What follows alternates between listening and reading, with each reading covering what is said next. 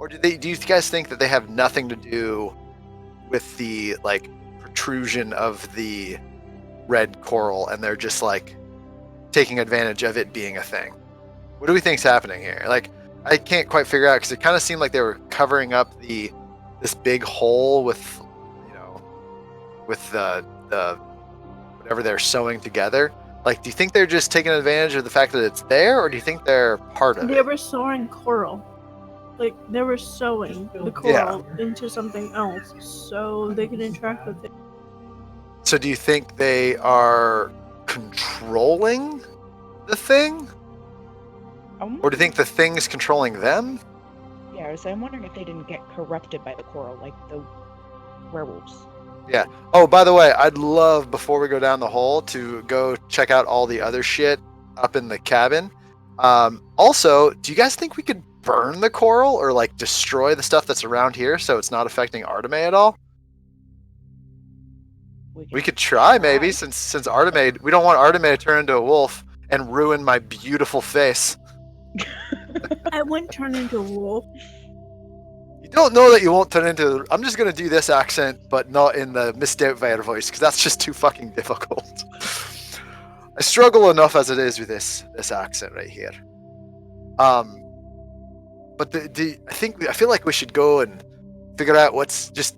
I want to take a look at that body and see if he's got specifically, like, if he had a shop back in the city, we should see if he's got keys on him. I already got the key. You got the key from the dead body up in the cabin? Yeah, you guys don't know that yet, but Sarah took the key. Sarah took the key. Well, are we in character right now? I'm in character, so... See, that's why we need to do accents, so we know when we're not actually in character. Yeah, I can't do accents at all. I'm sorry. You can't do one act. Come on, try for me. Do a Canadian accent. Do like a like a classic. What's a Canadian kind of Midwesterny type accent like this with your character? Like a Wisconsin accent? Go get some. Well, I think Wisconsin and Canadian are kind of similar. I don't want to be a dick. Wow. Aren't they? No. Like if you go right over the border, it's just kind of right there. You know? No. Oh, People think you eat Minnesota a and moose? Canadian is close, not Wisconsin. You go up over the border and you shoot a moose and you eat it up with maybe some Tim Hortons, you know. Wow. That's my best Canadian accent that I can do. Sorry if it's not that great, but you know. It's not bad. My best accent is my Australian one. This one right here. I love doing this. I used to do this at work, and I'd have middle-aged women come in to buy computers, and I'd just start talking to them like this. Like, yeah, you need a bigger hard drive, if you know what I mean. That was always fun. How about you, Ben? Can you do any accents? No, not really. You know what's funny? Your normal voice, very good barbarian. Like, if that wasn't your accent, it would be a very good it's like 2 octaves, 3 octaves lower than mine. It'd be like, yes, like I can't even get that low with my normal voice, so it's a good barbarian voice. The only thing I could... Go ahead. I was just gonna say I could do my really high voice, so I can do. I could try this. How does that work, guys? We should just talk like this, and then when Jeremy comes back, pretend like there's nothing weird. I'm gonna rage. I gotta watch out. I'm angry now. Is that better? Oh, it's much better. I think that there's 2 sides of the spectrum. You got like that, and then your normal super deep voice. Yeah, I think that's pretty funny. That should be your next character. Be like a 2.5 foot tall goblin, not goblin. No. Gnome. Yeah, exactly. Come on like this the whole time. Hey guys! Be like a gnome barbarian. I'm gonna rage, guys! That'd be funny. That shit cracks me up. Chewing on people's ankles. Yeah. That would be hilarious. You could be like a druid that just always turns into a mouse. You're like, hey guys! Do like a little Mickey Mouse voice. When you're a druid and you turn into an animal, oh, you can't talk. Actually talk. Oh yeah, dang. Lame. I don't think you can, and you can't cast spells until higher levels either. Oh, I like druids. I think druids are fun characters. I like being a bard too, but fucking feel like I'm gonna die all the time. I'm very. Pogo just supports indirect fighting. He'll hang out. He'll just be in the background. Well, with Druid, you have so many spells. You have to choose which ones you want for like that day or whatever, and it's Kind of so complicated. I was but gonna it's say, fun. it's like when you have like a movie selection on Netflix, and then it takes you as long to pick what you're gonna watch as it is to actually watch whatever you choose. Sure. Wow. Just staring at them all.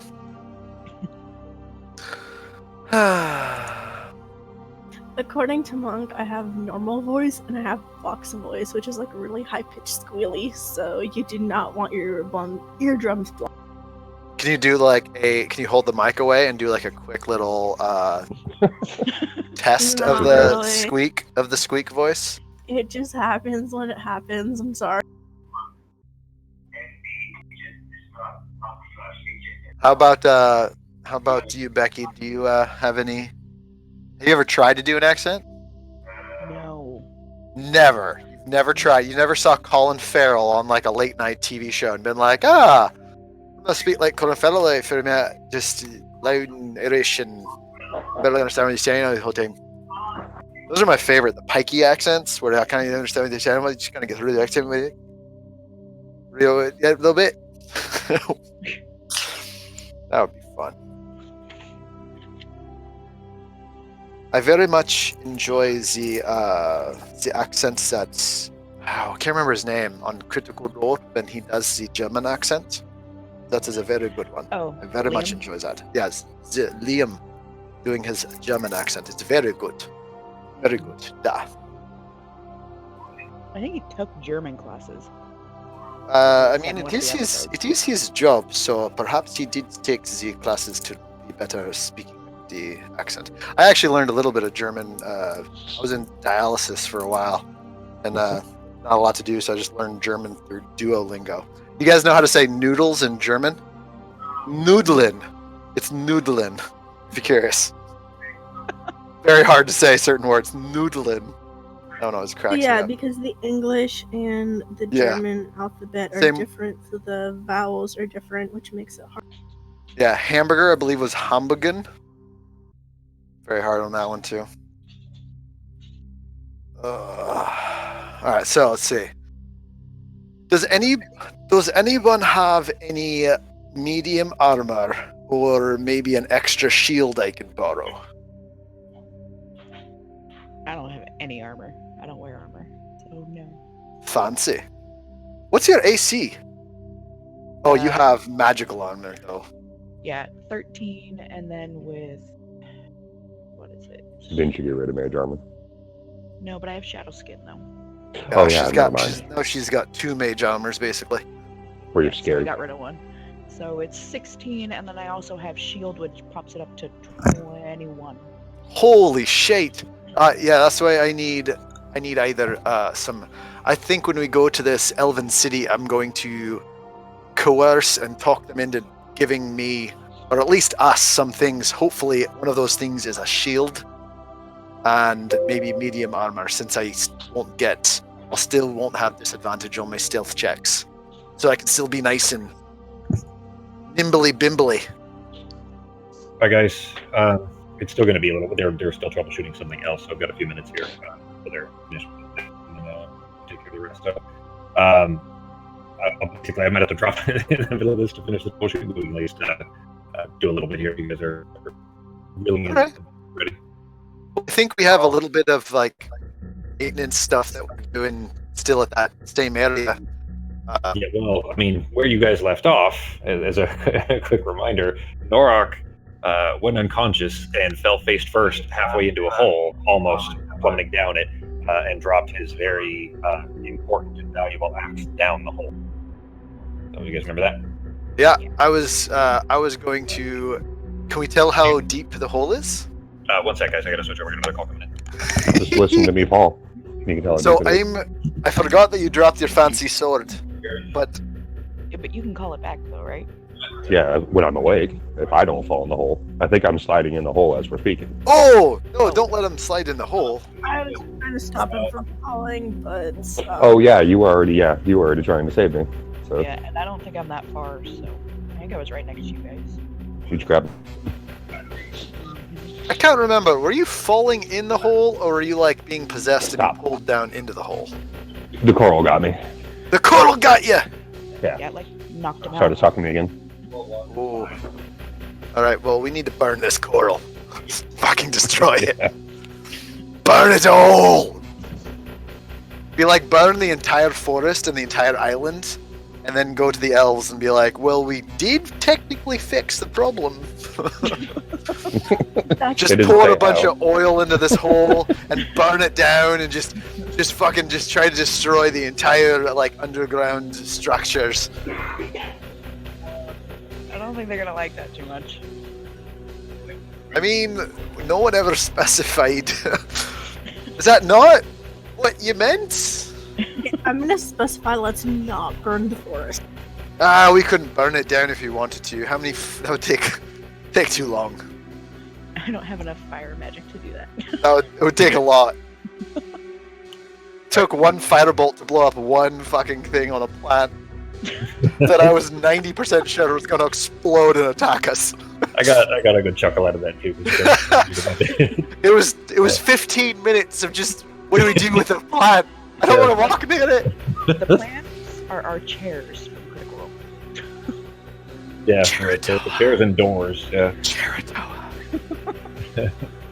All right, so where we left off, then Norok had touched the stuff with his axe, the webbing with his axe, where the eyes are above the hole, and in so doing, he fell forward and is kind of halfway falling down this hole. Artemis trying to grab him to pull him back, but I'm going to grab his feet. I'm going to try to pull him back with his feet, and I'm going to have a mage hand to push his giant head up.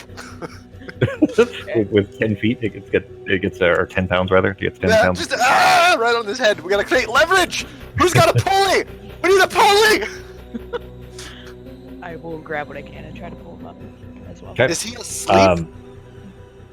I mean, he does not appear to be responding.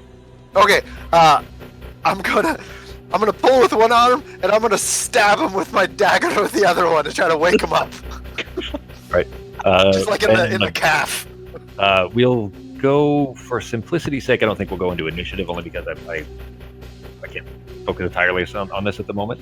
But for simplicity's sake, Ben, I'm going to pull you down into another channel, and then I'll bring you back with me to the box. Okay? Okay. Alright. Oh no, we're Before gonna you have to go, fight him. hang on. Get Before you murdered. go down, what I'm gonna do is, against my better judgment, I'm gonna call to the others not to touch the coral, but to try and keep Norok up, and I'm gonna touch the coral he touched, trying to go where he is right now. What? Does that mean okay? So you know what's going to happen there? Are you intentionally trying to? Wait. I'm intentionally trying to go to where Norok is, so I could get him out the same way I got out without. He's right in front of us. Okay, but you're going to not resist the whispers then, right? Yes. All right. So Norok hasn't actually. Ben hasn't seen this part yet, so I'm going to drop you guys down to the other channel. Becky and Justin just went AFK. We'll be back in a second. Okay. And Fox and me.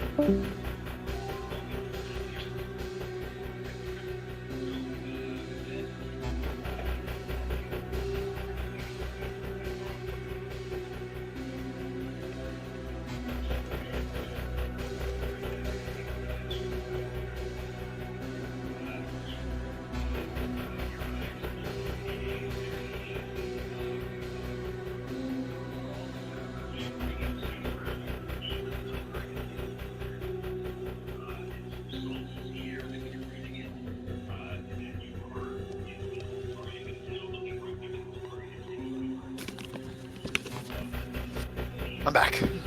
It's just you and me. Oh crap! What'd you roll a 1 on? Oh, That was... Oh, to see how many days my injury was going to last. oh hey, good roll. Yeah, it was just, once the one came in hand. Oh crap! So they are like, oh, So we're holding Norok, and Artemis, I'm assuming, is passed out next to us. so I'm holding Norok by the feet, and Uh-huh. Serafina just passed out.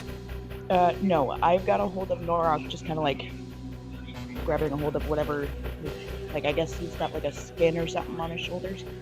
So I grabbed a hold of that, and then I'm assuming since Artemay touched the thing, then she passed out like he did. This is not going well. Yeah. This is going quite terribly. Oh, we're gonna have to fight Norak. We're gonna be fucking murdered. I hope not. Although I we may did end up just dropping pick him in the up- hole. I did So- just pick up suggestion, so I can tell him to like go take a nap on the table. Yeah, and I have dispel magic, but I don't know that it would. I don't know that this is really a magic. It's probably some form of charm. I mean, it might So work. I feel like dispel magic. I also actually have something. It's not even. It's just an ability. It's called. Oh, that's not the one. I have something. What is it called?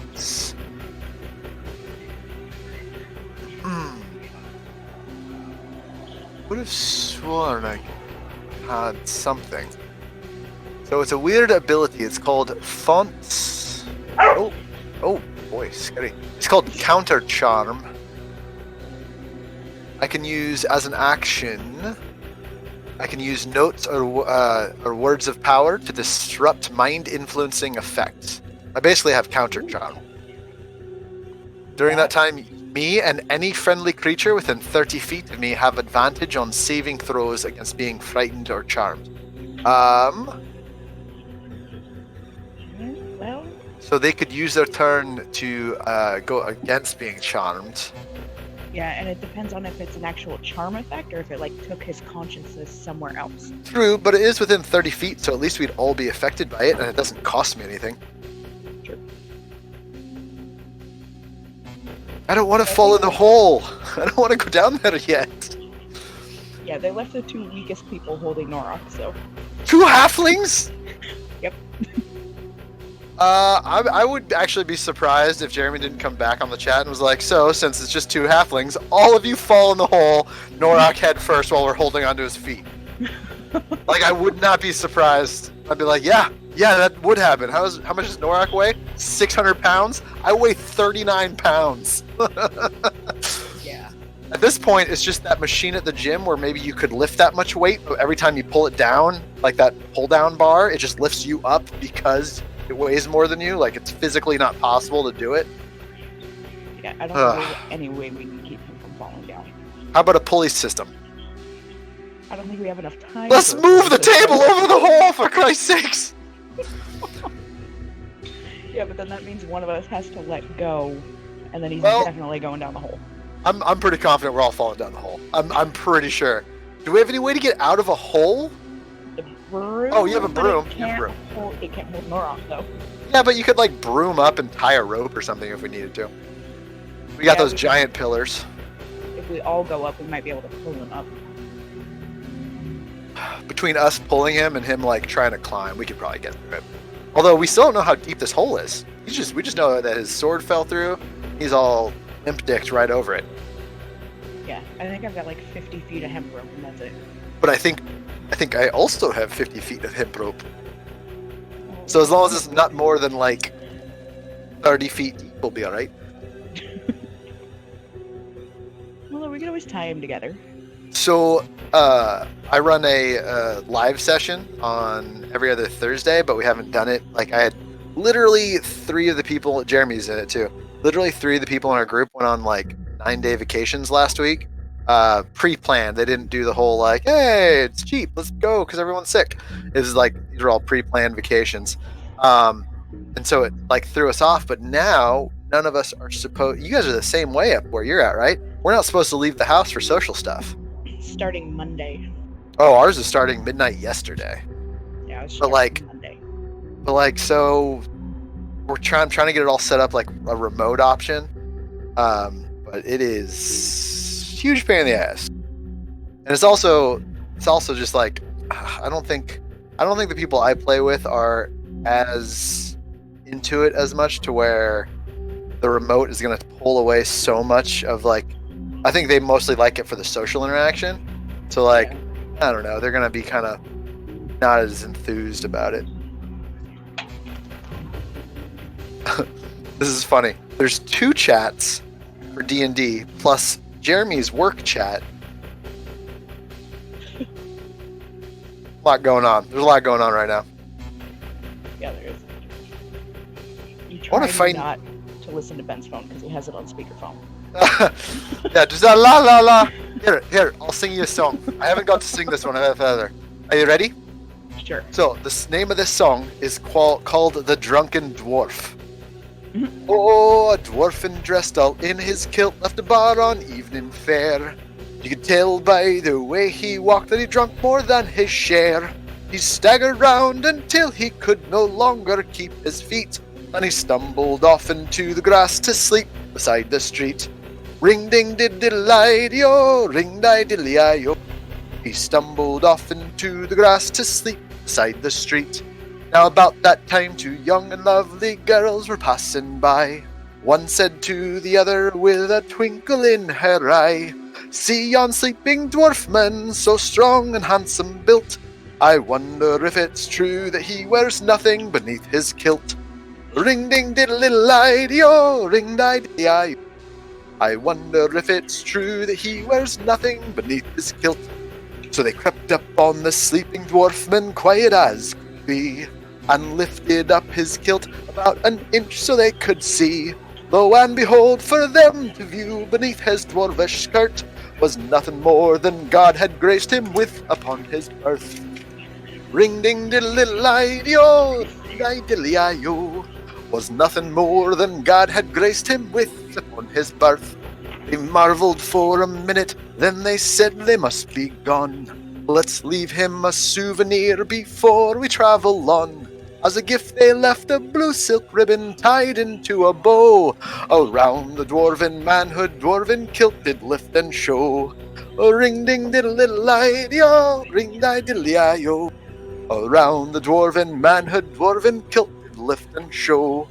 Now the dwarf he rose to nature's call, and he headed for the trees. He lifted up his kilt, and then he gawks at what he sees. And in his drunken voice he says, to what's before his eyes, "Oh lad, I don't know where you've been, but I see you've won first prize. Ring ding diddle-i-yo, di diddle-i-yo. Oh lad, I don't know where you've been, but I see you've won first prize." Oh my god. There you go. And hopefully they didn't tie it too tight. That would be painful. Right? It would also be very strange to wake up and be like, "Oh, okay." It was, like, that would make me look around very questionably. What the hell? Random ribbon tied down there. Yeah. I want to go, I don't really travel a lot for vacations. I've just been too busy for like the last decade. But I'd really like to take 2 weeks off and go visit Ireland. And they actually have, they have a street, well, I want to do it like, I want to just go to Ireland to not like see beautiful sights. I want to go there to Bar Street, I think is what it's called, and literally just get shitty. Like, I think it's called Bar Street in Dublin. Yeah, Temple Bar. It's the name of a place in the south bank of the River Liffey in central Dublin. And it's just bars. And it's the kind of place where you can go to the bar and they'll be like having contests to see who can throw daggers at like see how close they can get to the other person throwing daggers into walls and shit. Like, they just have no rules. Like, they don't care. They just fight, get crazy all the time. I think it would be hilarious. Yeah. Be a fun adventure. Just don't die. Probably not. No, I hear the Irish don't exactly like Americans, so. Fuck them. I think it's probably... I've heard that a lot of people like Americans, but they like Californians, so I'm okay. Also, just pretend you're from Canada, eh? Just go up, talk like this. We love our maple syrup, and our money's called a loonie. That's pretty neat. Got a picture of a bird on it. Sorry. change all your currency first over to Canadian money. Yeah, we have ways of making you pronounce your O's. What's this all about? What movie is that? There's some movie with John Candy back in the day where they go up to Canada and like I think we're at war with Canada or something, and they like take the border officers prisoner. Okay. They're like, we have ways of making you pronounce your O's. What did I come back to? We're talking about the Canadians. When what's this all about? And then Oh my, John. no, please don't. Please, that's just Wait, okay, horrible. Fox, you might know this. What's the name of the movie? It's a movie with John Candy, and it's about like they like invade Canada, and they hold them hostage. And one of my favorite lines is, "We've got ways of making you pronounce your O's." I have no idea what you're talking about. Did you assume that Fox had to know because it was a movie that has a scene in Canada? Yeah. No, that's not how it works. That's funny. All right, so guys, you saw Norok pass out, fall forward into the hole, drop his axe. Artemis says that she's going to try to pull him back and hold on to him as best you can. You her reach down and put her hand in his And a warning not to touch the coral at all. and then you do it right in front of him. Yeah. Don't touch it. It's just me. Do as I say, not as I do. Yeah, basically. And when she does, she kind of just you see her kind of holds like like startle a little bit, and then is frozen still in catatonic. Ah! With her hand stuck in the coral. Can I try after I see them both go catatonic? I would like to try to use my words to counter charm everyone in the area. It's just a free action that I can use. I don't know if it'll do anything, but it's called Bard Counter Charm feature. Yep, I see it. Okay. And I'm gonna do it by just saying a random joke, and that random joke will be. I don't have my jokes up. I invented a new word, plagiarism. And I'm gonna cast Counter Charm as my feature ability. Okay. What is it? What an action? It's just literally an action. It's a feature that I have. Any friendly creature within 30 feet. Oh, I'm sorry. They have advantage on saving throws against being charmed, so I don't know if that has any effect. While holding Norok's feet. Guys, give me 1 second. Sure.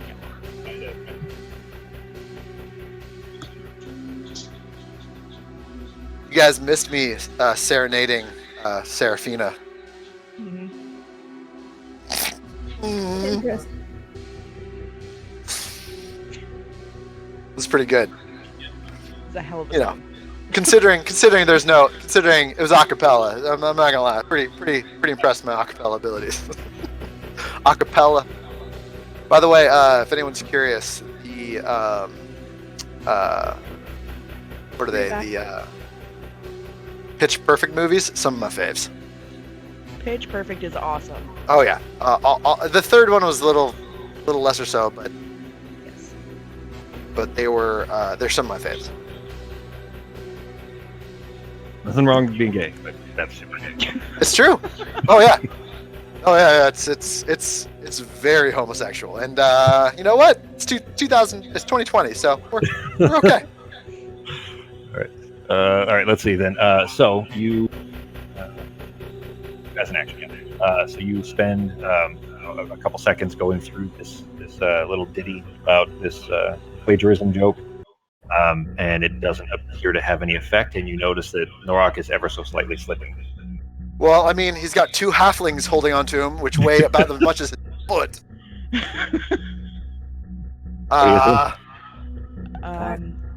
Can anyone cast something to help him? I am going to try and cast the spell magic and see if it works. Okay. As you're holding on as best you can, both of you trying arcane versions of breaking them out of it here. Where is it? Spell magic. Okay.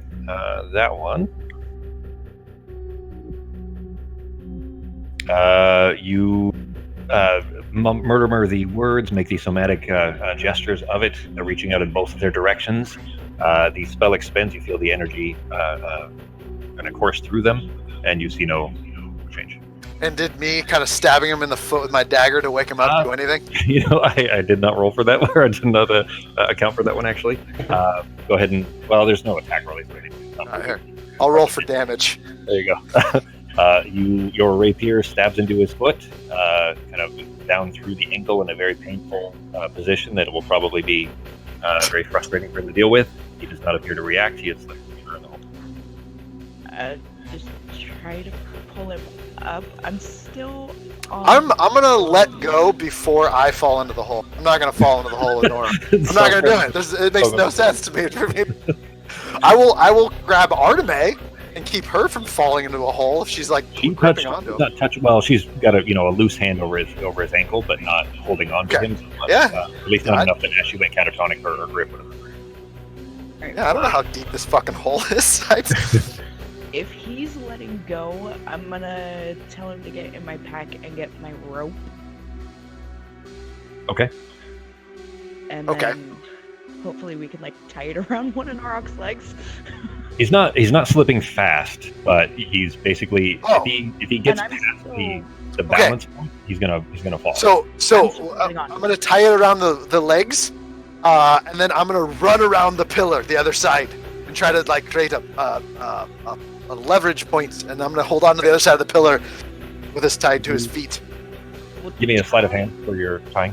What's that? Tie the rope to itself, so in case you can't pull, at least he doesn't fall all the way down. I'll do my best. You wrap it around his ankle, run through the curtain, back over around on the mat here, because have it around this pillar over here, and around it, and then tie it off on the other end. It seems like he's still slipping slightly because it hasn't taut yet. You understand what I'm saying? Sure. So you didn't pull it taut first. I mean, I guess it's up to you on how you were doing Get him away! Well, I mean, I don't know. Is that I just run around there? Hide off the best I can. Sarah, you're still holding on to him, and he seems like he might be, starting to stir slightly, like maybe starting to wake up a little bit. Should we get him away from the coral? Should we try to push him away, swing him away like a piñata? Okay, well, I'm gonna... Go ahead. Oh, go ahead. No, go ahead. Oh, I was gonna say, I'm gonna grab the rope then that's tied and pull and use Mage Hand to smack him across the face if it looks like he's starting to All right, give me a strength check. Sorry. I'll help too. 1 sec, guys. Oh shitty, I got the D4. You can roll if I'm helping. You can roll with advantage. Oh. Let's roll again. Yeah. There you go. So much better.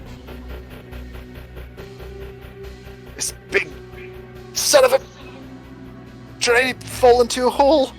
I just want to burn all this coral. Just fucking burn it. I mean, we can try it once we get him out of the hole. Well, I think this all started also when Norok tried to just cut into it. Just attacked it, and then he immediately fell catatonic. So we should stand away and have Mage Hand like drop like some oil on it, and then and stand like right in the middle, as far away from all of it as possible. Arteme is still asleep and unconscious or whatever. So I was gonna ask her. I still is everything upstairs dead? Like the things in the trees? I want one as a pet still. If we can get one as a pet, maybe the baby that was making noise in the shed I can grab as a pet. It was cool. It looked like some cool leaf dragon, Chinese dragon thing. I want it. I want to keep it in my pocket. I thought we were just gonna get you a dog. I don't know when we're gonna even see a dog. Next time we see a dog, there's a decent chance it's gonna try to murder us, and it's gonna turn into some beast. Or it's going to be actually like a pet of Satan, and then we got to go find a way to uncurse it. Well, eventually we're going to be in the capital. I'm sure they have breeders. Did you say greeters or breeders? Breeders, like Oh. breeders. You really think that's like? I feel like that's more of a 20th century thing. I'm not sure people really bred dogs. I don't think there was much of it. There Pets. was. People were dying of the bubonic plague and shit like that. Yeah, And people are like, you know what? We need more dogs, Yeah, but don't they breed them and use them in like armies and shit? more They do. dogs. So there's that, and then they breed them for purity, and then they I've breed gotta them for look rich this up. people. They There's use a lot of- dogs in. What do you think? Well, Military. yeah, but we got to move back. We're not thinking like modern military. Let's do dogs in Medieval ancient. military. There we go. Dogs in medieval military. I gotta look this up.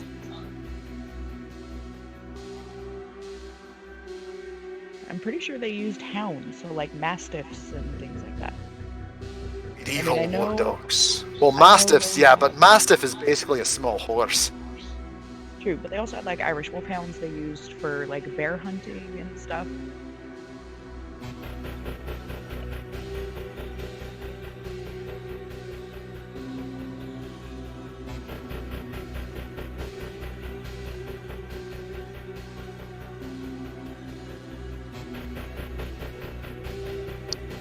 All right, I still would rather have a crazy bush dragon. Except it might try to eat you.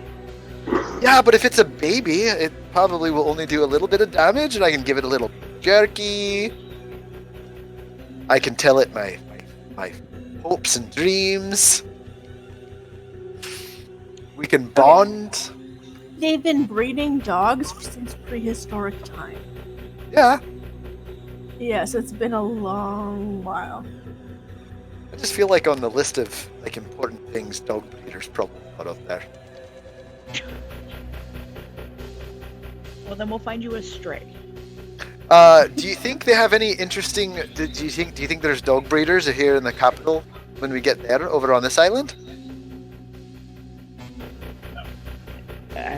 We'd have to ask Artemis when she wakes up. I can get like a nice elf dog. I feel like it would look like a greyhound just with pointy ears. Get a whippet. Don't whip the dog.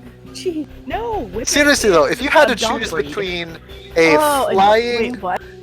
a small flying dragon and a dog, I'm gonna choose a flying dragon pretty much every time.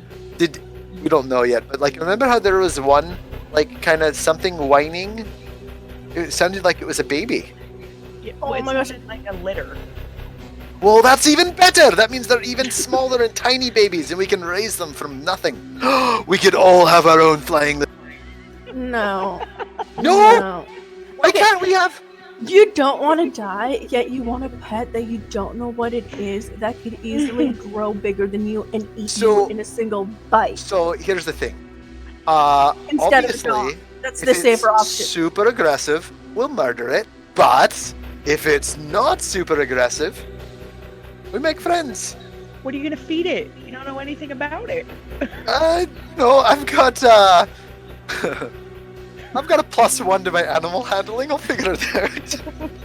I've been feeding Besides- you. How are you going to Besides, feed it? Arteme will help me out. I'm sure she doesn't want anything bad to happen to him. As of right now, I mean, I don't know. But what if all the parents died? What if Arteme was up there murdering all the parents, and now they're just left alone, just squeaking behind a little shed, just a squeak, squeak, squeak? What are we gonna do? Just leave them there? Yes. Well, in that case, then we'll take them. Oh, I like it. See, now Why? we have some stipulations, but I'm glad you're getting on the same page. I'm working you there slowly. Yeah, Really working let's towards just it. get this very wild animal that we know nothing about as a pet. It's like getting a bear or a cougar or a freaking lion as a pet. Like, come No, it's like getting a lion cub as a pet. Two totally different things. Totally different. it's not different. I am back for a moment here, at least until the next call. But so you rolled that twice, Becky. What was the? You were supposed to Because I was helping her, Okay, all right, that's fair. That's true. I guess you were too. So all right, so with the better of the two is 16. running around frantically trying to figure out why Norak's fallen into a hole. Well, you tugging on the rope until it's no longer slack. Now it's just your weight, not the pillar anymore, because you're the only one holding on to it. Because there was slack there in the rope. But between the two of you, seem to have slowed his descent. He was only inching over anyways, but there was a balance point that had you not slowed him in time, he passed his, pardon me, his waist, and then he would have fallen through.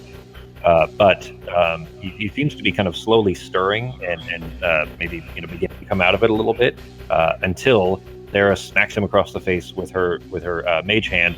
Norok, your eyes flash awake, and you are face down in a hole, very confused, not sure how you got here.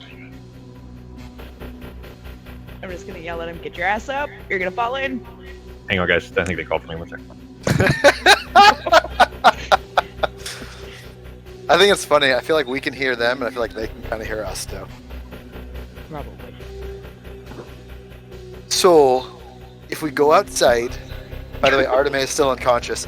So, Serafina, if we go outside, and all the adult flying bush dragons are dead, then we can save the babies and feed them and nurse them back to health and make sure they're nice and healthy and they love us and adore us.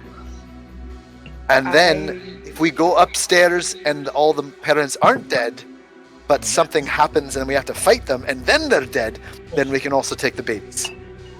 Are you on board with that? I like this plan, but I don't think we should go up there with the intention of killing the parents. No, of course not. Like, I mean, who would ever do that? Wow, No just one would want to do inflection that. your voice. It's saying otherwise. No, it I seems kinda- like a terrible idea. I kind of want to roll an inside check on that. Right? I see. Since Jeremy's not here, I'm doing the inflection of my voice to where clearly, I want a baby dragon. Yes. Although But we they're can- not dragons, they're eels. Well, eels, they're cool. They can fly. They're flying eels. They don't They're have not. wings. I don't think they're flying. I think What are they just using the running bushes. around? Oh, they're just running around in the bushes. Yeah, I No. think they're using the bushes to look like Oh. they're flying. Inside of So the bush seems like they're floating in water. now I'm even more confused. It's a water plant? Oh, fuck it. Let's just take one of the plants. That sounds like even better. Let's get a water plant. No one will believe us. I think they're just regular bushes. It's the creatures that are magical, Mickey. I'm gonna go investigate the shit out of those things when we go back upstairs. Now I'm all kinds of confused. All right, guys, another minute. Sorry. So, Norok, you awake face down in this hole, very disoriented, confused how you got here. Arteme, you're still, you came through a minute after. So, a few seconds after, let's say. So it'll be just a moment for you there. But Norok, face down in the hole, pin nut in your hand, very disoriented and confused. What are you doing? Step out and look around for a second, and then as I see that I'm face down in the hole, I'm going to extend my arms out as far as I can and see if I can touch the sides with my hands or my arms or whatever.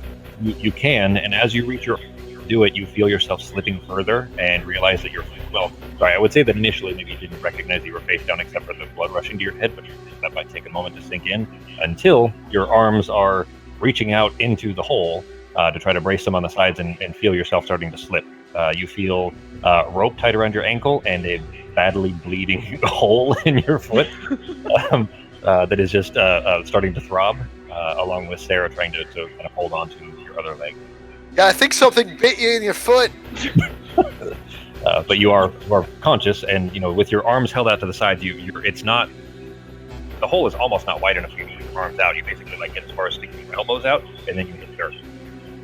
But you're pushing in far enough to be able to slow your descent. You're not really falling anymore now that as long as you've got your arms stuck to the sides. All right. Then I'm going to keep pushing and try to, crawl myself or whatever you want to say, out of the hole. Cool. Yeah, it's not difficult. You're able to kind of worm yourself back, just kind of using your knees for leverage, pulling yourself backward until you feel like you're past that threshold where if you stood up you would fall, and until you're far enough basically that you feel okay. By then, Arteme, you kind of slowly come to, very disoriented again. You see Norok kind of shimmying his way back out of this hole and beginning to stand up. You are now conscious again.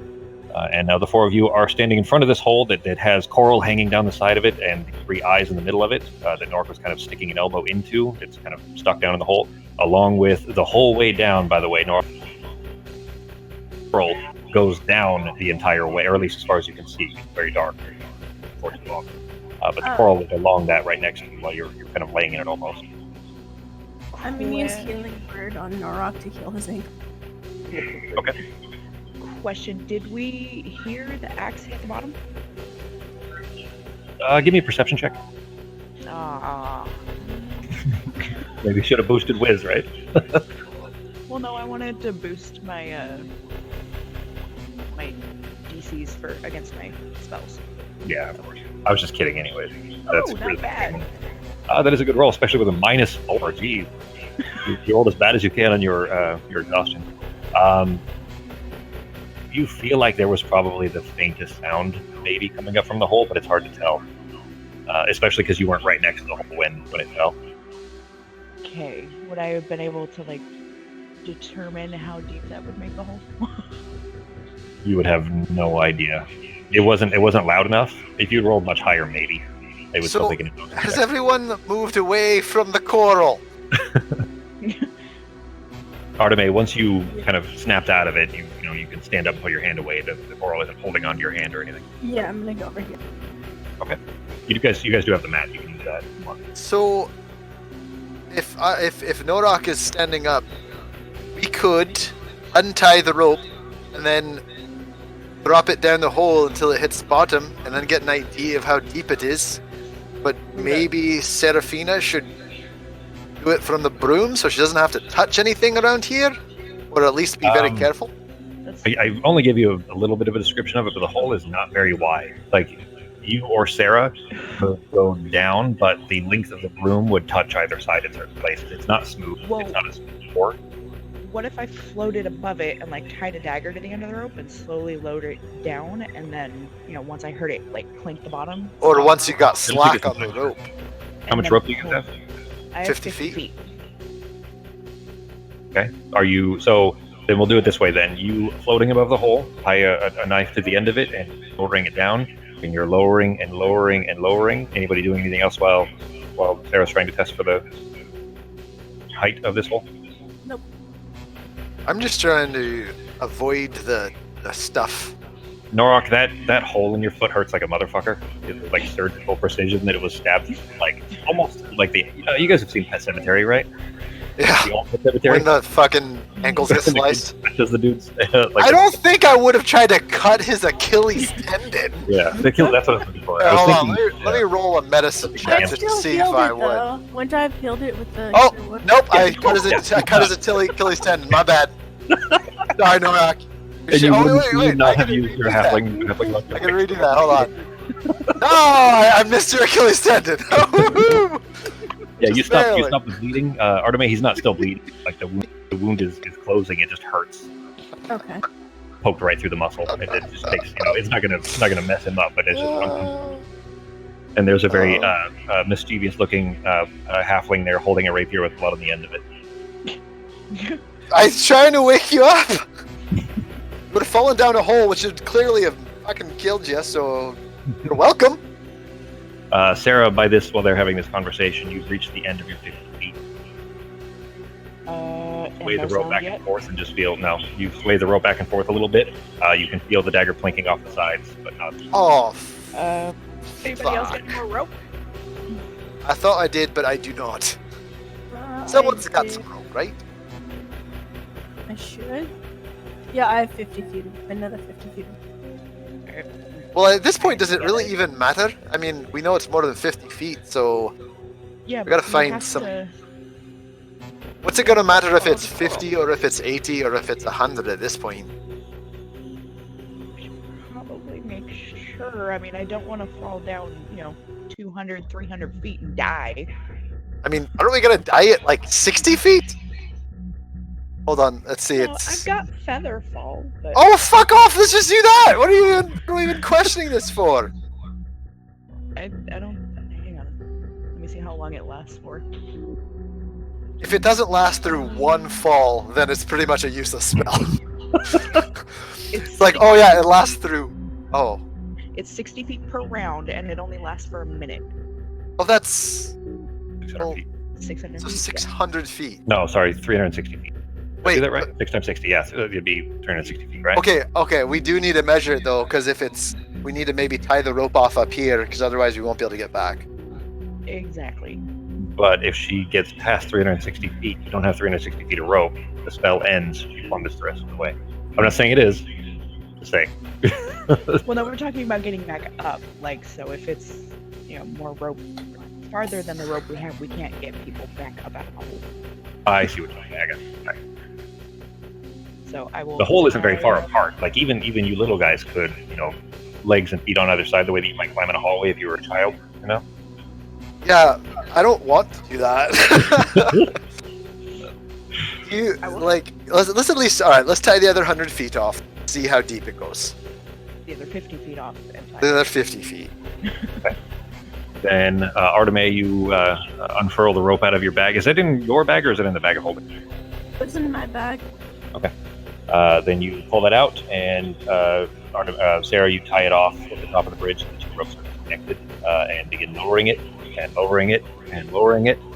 You guys are doing anything else while she's doing this? So that's about how much damage we might take if we fall from this fucking thing. Okay. You don't know yet how far it is. So in that case, I say we report back to the elves and tell them what we've found, and bring them the heads of these two witches and one of those fucking twig things to show them what's going on down here in this house.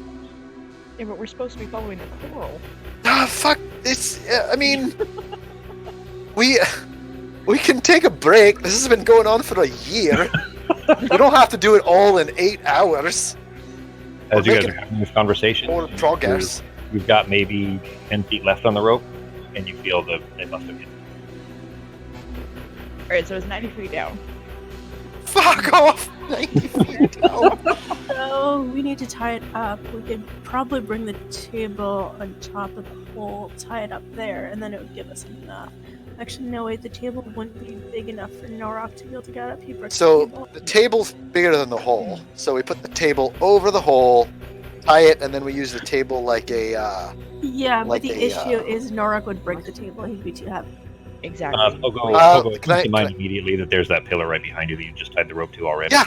Ooh. Doesn't give us enough distance. That's fucking Hey, Norok, you got any more rope? 35 feet away.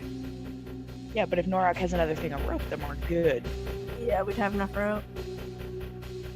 Give me a memory check for Pogo and Sarah, please.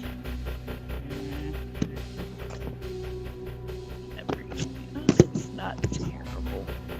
Okay, natural 20 for Oh Pogo. shit! Ah, God. 2 for Sarah. It comes to mind, Pogo, you actually saw some rope coiled up upstairs. I have 50 feet on me, too. All right, there's some rope upstairs. So Pogo is gonna go grab some rope upstairs, and he's gonna go through the pockets of. Oh wait, no, shit, I went there. He's gonna also check like under the bed and a few areas real quick. Not like a super detailed. Just So see if there's anything you make your way to the stairs, and as soon as you take your first step up, your leg kicks against something heavy against your hip, and then you look down and realize you're carrying a bloody sack with large heads in it still. still want to keep those. Okay. So your leg is just kind of banging against that as you make your way up the stairs, then and over to the corner where you saw the rope head. Okay, so I'm gonna grab the rope, and I'm gonna take now that we've killed the immediate threat. I'm gonna take another quick look around, specifically like under the bed and by the dead body that we found, to see if anything else stands out. One sec, guys. One sec.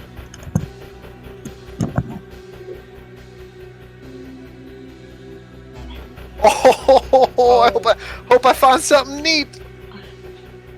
Oh, shit, I have stuff I have to identify still. I got like 3 random things, but I think they're just kind of baubles. There's also stuff in the bag of holding that I put in the chat that you still have to identify. What? There's what I have to identify? There's still stuff in the bag of holding. Oh, okay, wait, never mind. It might not be identified.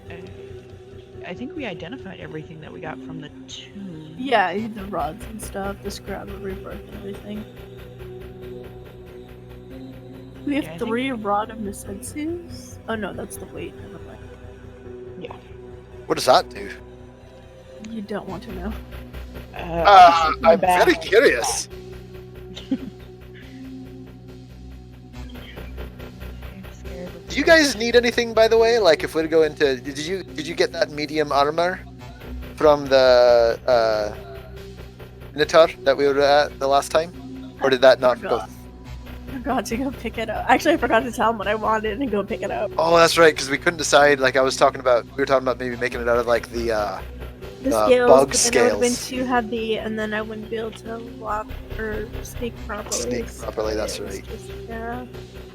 It was a bit of an issue. Is there anything else that other people need so we can all be on the lookout? I'm on the lookout for either medium armor or a shield or both. Even if it's a basic shield would be fine. Did we ever open up that lockbox? No, we never figured out how to open it yet. What? Not a lockbox. Wait, but am I a hard- proficient? I want to see if I'm proficient in Anybody with sleight of hand with thieves tools can open it. See, my problem is I don't think I'm proficient with thieves tools. I'm proficient with Nope. sleight of hand. Yeah, I'm proficient with sleight of hand, so I'd Yeah. have to try You it. could use a dagger. My sleight of Yeah. hand's got like a +10 or I could plus use 7. a dagger and like a small piece of metal to open. Oh, let's fucking do that. Maybe it has some money so I can. We need to trade all those gotten goods from that ship in for some actual usable money. I don't want to try to pay someone with like a fancy cup. What's wrong with that? It's just weird. It's awkward. You ever gone grocery shopping and been like, I've got a Casio from 2007. I'd like to trade for some potatoes and 6 apples, please. People like gold. People want the familiar currency. It's just easier. Not We could- always.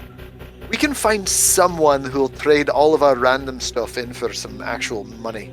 Yeah, but most of them won't give us a fair price unless they go on the black market. I mean, I've got suggestion, and that lasts for 8 hours, long enough for us to get in, make a trade, get out. Wow. Okay. Hey, no, maybe suggestion. So here's the problem, though. If it drops, they know what I was doing, so we need to make sure that we. That has gotten me in some trouble before at other places. Then we're not doing that here. Unless Oh. you get yourself killed. No, not like on anyone important. We'll just do it to someone who might have some shiny thing. Might need. Obviously, we are going to need these things more than them. You're telling me if we go and save this entire culture, that we don't deserve a little bit of reward from it? Come on. We're about to keep this entire island from turning into werewolves. That's deserving of a shield. You know what we need is an artificer. We can get the curses and stuff, I believe, off of like the Rod of Misetsu and all that shit, Yeah, we'd have to find And- an artificial. and fix the broom so it can actually carry Norok then. You know, I Yeah. feel like this would be a good place to find those things. Actually, Probably. that or but- the capital. Most. We need to make a list of things that we would like them to help us with. First and foremost, borrowing the artifact to help, maybe. And then we should have a list, just a few other things that we need in order to, fuck it. Things that they should give us that are owed because of the mental anguish that their fucking pointy-arrowed ladies made us fucking do out here. Okay. Yeah, I have a lot of that's I have an not I have an in a way. emotional toll on my heart now from knowing that I murdered a bunch of innocent wolves that used to be elves. It's very emotional, and that there's damage that comes from that emotional problem with me, and I feel it deserves some recompense. Okay, try being an elf and hunting them down, and then go back. Everyone makes choices. Ours was thrust upon us. True, we Like didn't make that everything choice. else lately. Ah, but you know what? I think we deserve a little reward for all the hard we've been doing. Well, our reward is getting the artifact. Yes, and our lives. True. Unless you'd like to die. Nope. I mean, okay, so listen, if we go to them and say, because of all this, we're just hoping we could borrow this, and we have a couple other reasonable requests, Maybe someone here is an artificer that can help us with some items. Maybe someone here could sell us or help us out with a shield and some armor, and then we'll be on our way. The better the shield and the armor, the better the chance of us being able to return everything back to you safely in a timely manner. I think these are all reasonable requests. We're not going to go in and, like, fucking rob them. We're just going to ask if they can help us. We've helped them. Do they help us?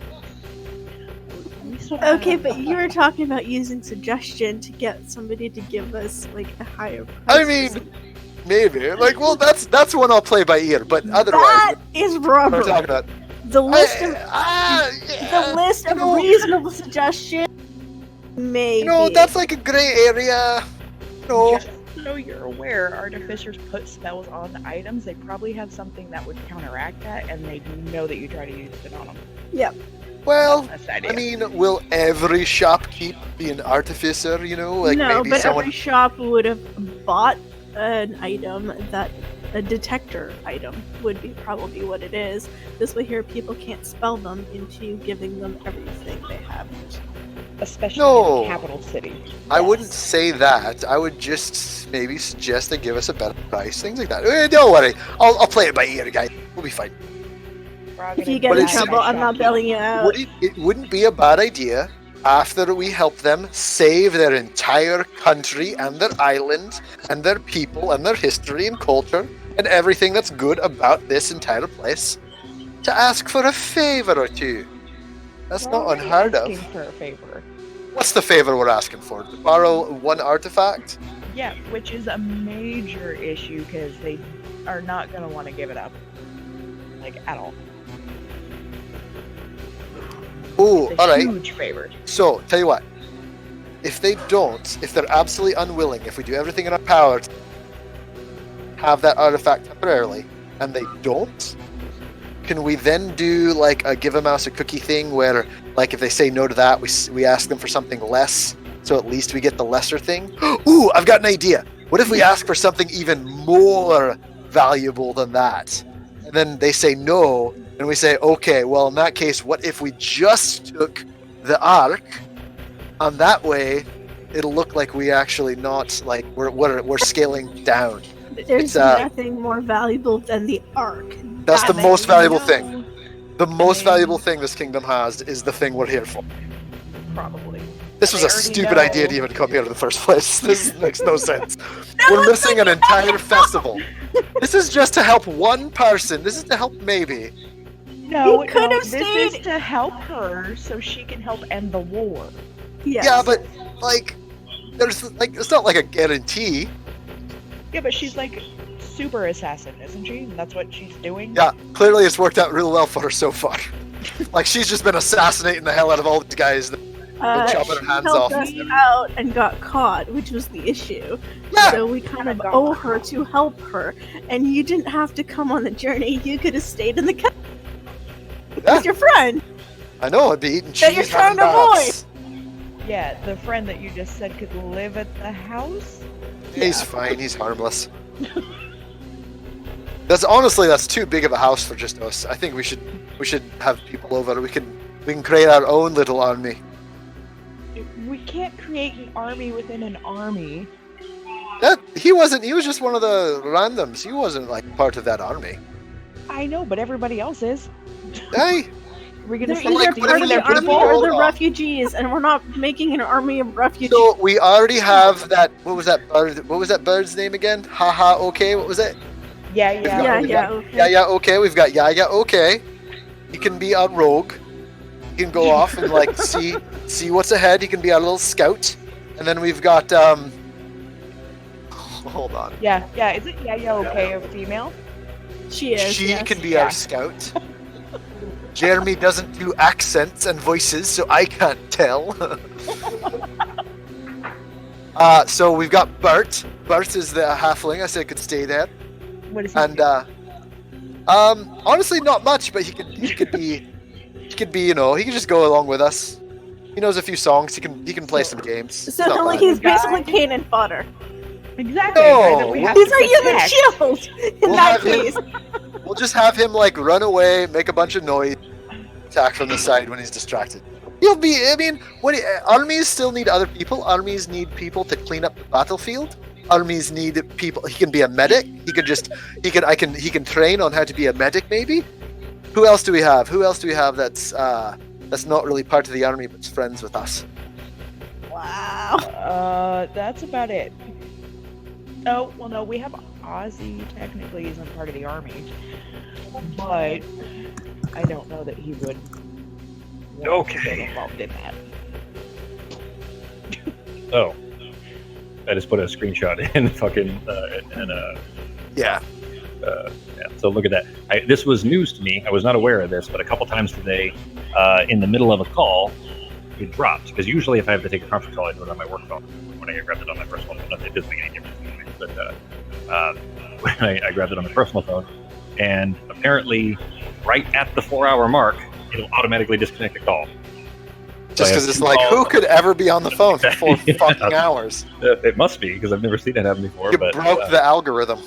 Yep. So I have 2 calls at 4 hours and 0 minutes, 0 seconds, one for 41 minutes, and then the last one I'd only read. I grabbed that finally. Anyways, so finally back. Thanks for sticking all that out, guys. Sorry to sitting annoyed while I was That's okay. doing We've come up with a plan for when we get to the capital. Well, Wink, he's wink. come up with a plan that I'm No, not what? helping, All and if he fine. gets into Shh, trouble, we're fine. No, if he and gets we're in not trouble, building an I'm not army. helping. Apparently, I'm the only one who thinks it's appropriate to ask for favors after saving an entire culture. We're already Sorry asking for me. favors. Do you think Based people? on Do you think people who work for like the UN just have no salary and just do it for guys. free? hang on, sorry, hang on. People who working for Doctors Without Borders, they still get paid to do things. I'm just saying, you can be a good person and then get a little bit from. And plus, these are just things to help us being better We're people. already asking for a huge favor. Exactly. You can't add on to a huge favor with like smaller favors. That does not work. What's the limit of the small favor? Like, are we allowed to ask, like, hey, where could someone make me a shield? Are there any artificers around? Are we allowed to ask that, or is that just too much? Where's the border here on these lands? Hello, I used to live here. I could show you where the shops are. Okay. You don't need to ask. I think we should at least try to get some sort of special, like a medal or something. Something that tells everyone that we've been helping. Getting the artifact would tell people that we've been helping. Just hold it up. I do have that apple. I have the apple in case we run out of elves. I'll just hold it up like we're the champions Not of the an world. apple, it's a stone. It's a stone that's shaped like an apple? No, The size of an apple. no, it's a small stone. I feel like it was It's a small red stone. why am I thinking apple? I don't know. Because the thing that I gave to Corin Xantalus was called like Mimosa's apple or something like Oh, that. maybe. The black thing that made my hand go ghosty.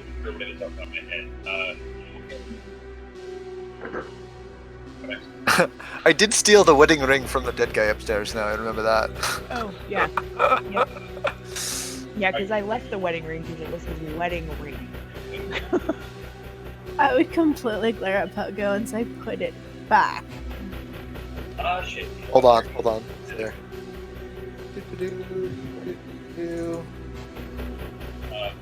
You thought I did.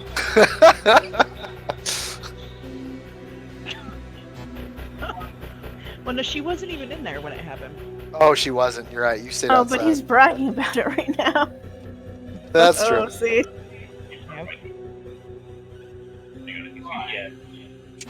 How much money do we actually? Do any of you actually have a decent amount of gold? I think I do. No, because all the gold I get goes to Norik and Seraphia to pay them back. For what are they paying you back for? We saved Sai. Oh, that's sweet. Wait, how does Sai die? Is she not like? She What happens? could before now. Oh, back before she was like a spiritual fox. No, she's she's always kind of been a fae fox. Always been a fae creature, but she had an actual body. Yeah, she became a familiar. Right? First open door, Yes. Yeah. Well, she was Where do you always even- my familiar. She's now actually a familiar to where I could summon her. According to this, I have 0 treasure, 0, no gold or anything. Yeah, probably. Really? Yeah, I just don't think it was added. We haven't needed it yet, really. Yeah, well, a lot of it's in the bag of holding in that, like, half a chest worth of jewelry. Yeah, I have a bit of gold. That's like on me. half a chest worth of valuables, random gold and things like that. Yep. Alright, I'm gonna use this time to go use the restroom. I'll be back.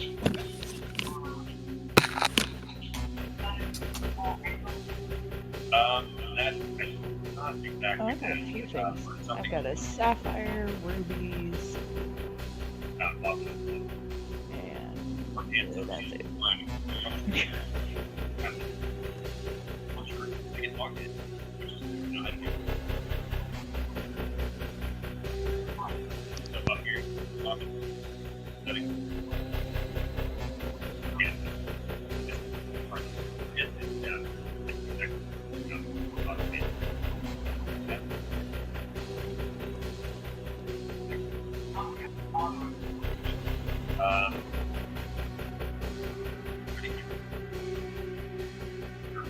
We're still getting ready here. Still getting here. Do you have enough phone? Yeah, go ahead. Just like.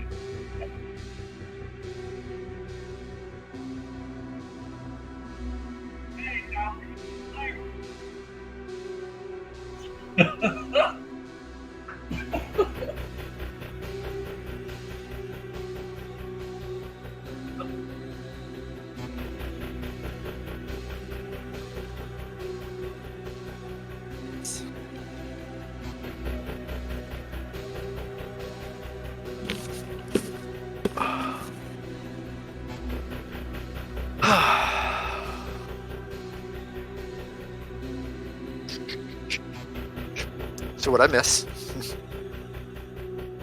Nothing.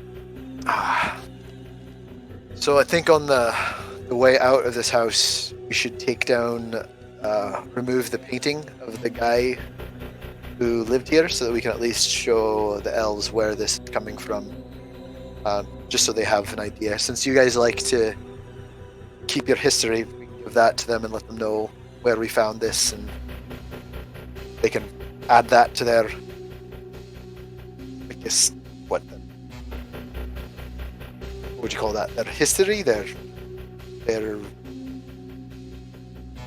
what's it called when you have like a map with people on it, so you know where you came from? Genealogy, kind of like Elvish genealogy. Is that kind of what they're into?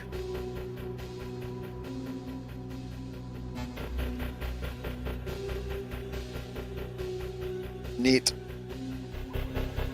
I don't know. I'm not from here.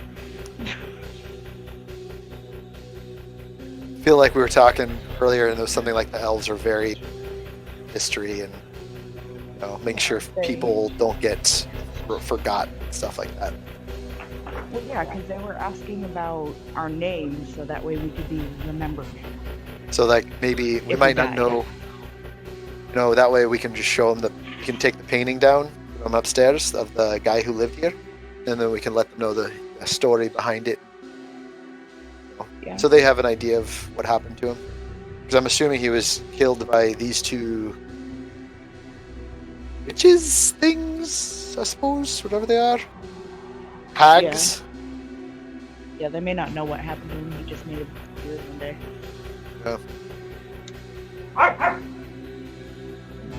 So that way we can at least let them know. Okay. Everybody still here? Yep. This has to be the most interrupted, well, certainly the most interrupted we've ever had. We're having lots of great conversations. So. It's true. Oh, you guys are using yourselves while I'm literally halfway through that call, troubleshooting something for the tech that was having trouble with the work from home agent. I'm getting him set up. I remoted into the PC. He's going to bring the agent on the line so that I can tell them exactly what to do, and then his phone. Because he's been on the bridge call for 8 hours too. I had to let mine in and charge it for a while. Anyway, so where did we leave off? Let's see. Norok's out of the hole. We're all awake, avoiding the. I'm Yeah. tying ropes so we can get down the hole, hopefully. Gotcha. Yeah, that's So right. we've got You've been 100 tied to feet the of tree. rope, Yeah, and it And- stops about 90 feet down. and the problem is We have 150 because Norok gave me 150. the rope. Oh, and then I went upstairs and grabbed some rope. By the way, I also right before we left, I rolled a 22 on investigation while I Okay. was checking to see if there was anything else upstairs. With a natural 20. yeah. Yep. You digging around, looking through all of the various little trinkets that are all over the place. Nothing stands out despite every search, and you can tell that in that corner that you had not noticed before, where Sarah had apparently found something and stashed it away in a pocket, that seems like where they would have been hiding most valuable possessions in that. And little The only other thing I'm going to do is I'm going to take the picture off the wall of the guy and basically remove the picture and fold it up and put it in my bag so that we can let the elves know where we were and give them more details since they're so involved in their history. Sure. So, Okay. just it is a painting, and it's slashed through the middle, and it's in a frame. So I'm just going to remove it get from the out- frame. Okay, yeah. To get it out, then you just kind of carefully take your knife and carve around the outside of the frame until you can pull it out. The slash doesn't go edge to edge, so it's still in the piece. Big slash in the middle. You kind of carefully roll it up and stuff it in your bag. It's a little bit. It's almost as tall as you are, even width-wise. It's very big. So it actually sticks out of your bag a ways, but you do have it. Cool. Okay. Then what are you heading downstairs then? Yep. So they have. I guess now we have 200 feet of rope. Yeah, it was about probably. You estimate probably about 50. Like. But you make your way down there, seeing Sarah, Norok, and Artemis doing what? Gonna go down with her. So Tie it off to the tying the rock. rope up to the pillar first. Yeah. Okay. Who is doing the tying? I'll do the tying. Maybe we should let Artemis do the tying. I'm not doing shit because I technically only have one hand. All right, Artemis can do the tying. We just Yeah. lost Ben. Oh no. He said he'll be right back. He's got to make a phone call. Okay. And he's still using his phone for Discord, so. Sure. He needs to update that for your laptop. We did, Uh, and it didn't do shit. Discord still Hey, works? Jeremy, why don't you just log in and fix his laptop real quick? Oh, God. I'm not even kidding, guys. Like, as soon as as soon as we're done here, I have to update. I need to try to get about 1,400 pieces done today if I can. Update WebEx on that number of pieces. Then I have the AT&T update that starts. I have to wake up at 2 a.m. to start it, and then every hour thereafter I have to blow up on it. So I won't have sleep until Monday night, literally. All day tomorrow will be the AT&T update, and then tomorrow afternoon, as soon as I'm done with or while I'm doing the AT&T update, I have to actually go into my office here locally and move 65 because there's all the agents that sit at the desks. The PCs are clustered together, right? Because that makes sense, of course, for the supervisors to be able to see them. I have to take them and put them every other desk, which means I have to move 65 PCs to have them spaced out. Jeez. Yeah, and then after that, I still have probably about 400 or so more PCs that I have to do that WebEx up after I'm done with the moving. Yeah, no, Do we you did the want to Windows call it update. soon to go do that? Oh, I didn't have enough time to prep a whole lot anyway, so it won't be too long. But we still have some stuff to do, and I would like to actually get to play for a few minutes. After working all friggin' day on this troubleshooting. Anyways, welcome back, G. So, who's doing the tying? I will. Sarah, I'll remind you, you do have your right arm while you're in shadow skin, which you still technically are. Oh, right. It It is lasts fun. 8 hours. Yeah. How big is this hole? Like, would Norok be able to fit down it, or we need to find a way to widen this hole? There are parts of it looking down. You can't see super far unless you were to put light down there, but you can tell that because I've got- it's so. 120 feet of dark vision. Oh shit! Yeah. It's very dim, so dark vision in flat darkness becomes light for dark vision. So looking down there, because there's still ambient light in the room, there's a candle right behind you, by the way. I would send dancing lights down if I needed to. Okay. You can tell that not only is it it's not even just that it's uneven and not smooth the whole way down. It also it swerves a little bit to the left, a little bit to the right. It's like it looks like an animal maybe had chewed this through. It doesn't look like somebody dug this on purpose. It doesn't look like shovel. It's like a burrow, almost like a burrowed tunnel. Great. So it's not man-made. It's animal. That's the impression that you get. I mean, you don't see anything that would give that away. You don't see like mandible marks or anything like that. But natural 20 for Fox. Fox, Oh, I the think 19 might did be show. broken. Sorry, I accidentally put them both. Oh, okay. Well, never mind then. Your curse is still intact because it was a fake roll. Anyway, in spaces though, it looks like it's going to be close. Like you think shoulder to shoulder, he'll probably be okay. But if he had to, stick his arms out or something, there's no chance. Okay, so like if he held the rope and just kind of like And like mummied, himself like down. like mummy pose, he would probably be okay to make his way down. Okay. At least, I mean, in some places he might have to kind of worm his way through it a little bit, but otherwise, yeah, it's a tight fit. All right. Well, I could go down first and then use feather fall on him if I needed to. Okay. Because feather fall would, that would make it all the way down. Well, while you're looking down the hole with dancing lights down there, Arteme, if you feel the rope like kind of being tugged on as she's tying the rope off, it seems like she's done a pretty good job, as far as you can tell, of securing the rope to the pillar behind you. What do you guess, Ben? There goes Ben again. He's doing something downstairs, so I don't know what's going on. All right. They closed the gym down, and I don't know what he's doing down there. After I tie off the rope, I'll go down the hole. Follow Sarah. You're gonna start. Okay, so what's our order then? Is Sarah going first? Yeah, I'll go first since I was already floating up there. And you said it's not wide enough for the broom? Well, I mean, you can put it like on your back, and if it's standing up, yes, it's not wide enough for you to go down with the broom horizontal. Okay, can I hold on to the broom that way and float down? Like Mary Poppins style, Yeah. like the umbrella. You're like holding on to Yeah. just straight up. Yeah. I mean, there's nothing in the rulebook that says no, so for the sake of fun, sure, you can hold on to it vertically, and then kind of use it to. Well, shit. You know what? Okay, I'm gonna make one rule for this specifically, only because I think how the broom isn't intended to go backward.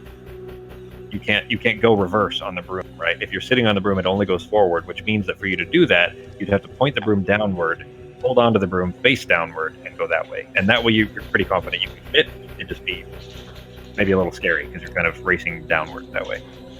Okay, I will do that and have feather fall ready just in case. Don't you have like Feather fall one is a arm? Oh no, you have reaction, two so- arms. So sorry. She does right now because she's in shadow skin. Protocol is a reaction, right? So, Okay. just in case. You kind of get over the edge and kind of psych yourself up, getting ready to do this. Give me a wisdom check, wisdom save rather. Oh, fuck. That's a long way down, and Sarah is not a fan of heights. Shit. Oh, no. Okay. Terrible. You make your way through the entrance to this, kind of not going super fast. You're not really taking the full speed of the broom, but kind of taking it at a somewhat slow pace to not bump into the wall. And you make your way down 20 feet, 30 feet. You're feeling okay. It's getting a little nerve wracking because it's still, you can see, but it's very dim. And then as soon as you get to probably 40, 50 feet, almost basically around the halfway point, you can see the tunnel curve slightly at the end. And as you're getting closer and closer, and you can see it better just with the dark vision, you see that where your dagger had hit was not the bottom of the tunnel. The tunnel had bent a little bit off to one side, and you can see light coming through. Coming through like a hole in the wall? In the tunnel? The tunnel continues on down as far as you can tell, but it curves. Think of it like a bend in the road, except straight down, right? Straight down. And where your dagger had hit, part where this tunnel, remember, it's not even, and where it had kind of swayed left and right, this is a sharp sway to the left as far as the angle that you're coming from, and there's light coming from there. It looks like sunlight. It looks like outdoors. Okay. Slowing down, you are kind of in a very Yeah. precarious position to hold the room I'm gonna slow down, and turn horizontal so you don't fall. and can I like grab onto the side there? You can, I mean, you can't, it basically can't go full horizontal, but there's enough space for you to kind of tip back a little bit at 45-degree angle and just kind of prop yourself against the wall or something. Okay, I will do that. would I be able to crawl then through, or like You're how? still up a ways. I mean, you saw this before this was any risk really. It's still probably 40 feet down, another 40 feet or so. You're about 50 feet in so far, where it curves like this. But from what you can see, it looks like it curves. It doesn't look like necessarily the circumference is any different. Mhm. It's just it bends, and then wherever it bends out to, it seems like it goes out into outside.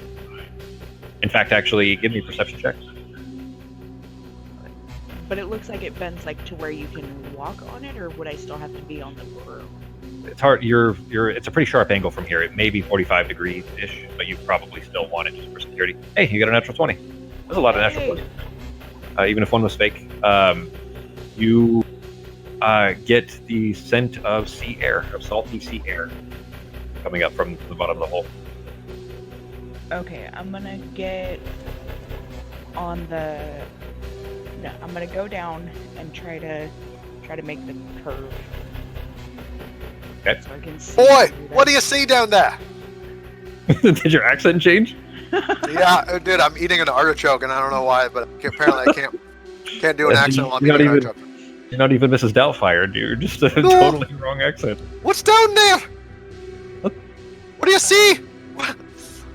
The tunnel curves and there's some light. I'm pretty sure this goes out to the ocean. I smell some sea air. I'm gonna check it out. You hear that echoing up as she's shouting up this tunnel, of course. All right, be safe. Echo. Wait. Before she does that, how far away is she? About 50 feet Oh, down. never mind. I have fucking nothing. I can't cast shit. Never mind. Yeah, you're on your own. If you were going to do that, you should have thought of that ahead of time. What are you doing? Try to make it through the curve, I guess. Okay. You carefully, again, it kind of sways a little bit, off to one side and then back, but you make your way down carefully to where the hole curves. And as you're getting closer and closer, you're sure this definitely leads outside. You make it down to the bottom, and as soon as you reach the curve, the hole kind of goes off at a maybe 45-degree angle, but only for 10 feet or so, and then opens up into a wide cavern, and just like an overhang. Like basically, if you were at the entrance of a cavern, that's kind of how it looks. And in front of you are off the edge of this cavern, where it kind of opens up into this like room rather, big wide room of this cavern. There is a shelf, like a little cliff that it falls into, and then water. And you can see that the water is a little bit kind of purple. It doesn't look quite natural. But there are trees and plants that are growing up out of the water. But it's definitely bay. You reach the bay. I follow her down. So I'm gonna follow her. Okay, you're going to grab the rope and climb yourself down? Yeah. Okay. It is a lot harder to climb, 90 feet plus down than it is riding a broom, but give me, we'll call it 3. We'll split it up into 3 checks of athletics for climbing. 3 athletics checks.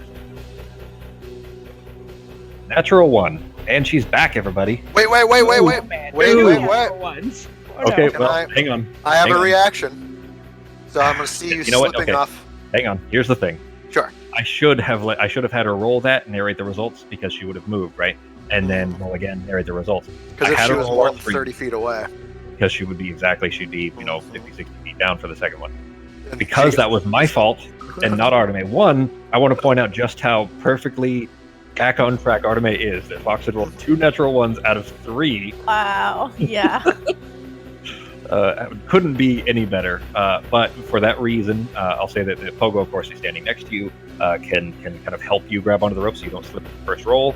And we'll let you re-roll that first roll and then keep the second roll because that's only fair. And then we'll re-roll the third because that was my fault. Is that fair? Everybody think that's okay?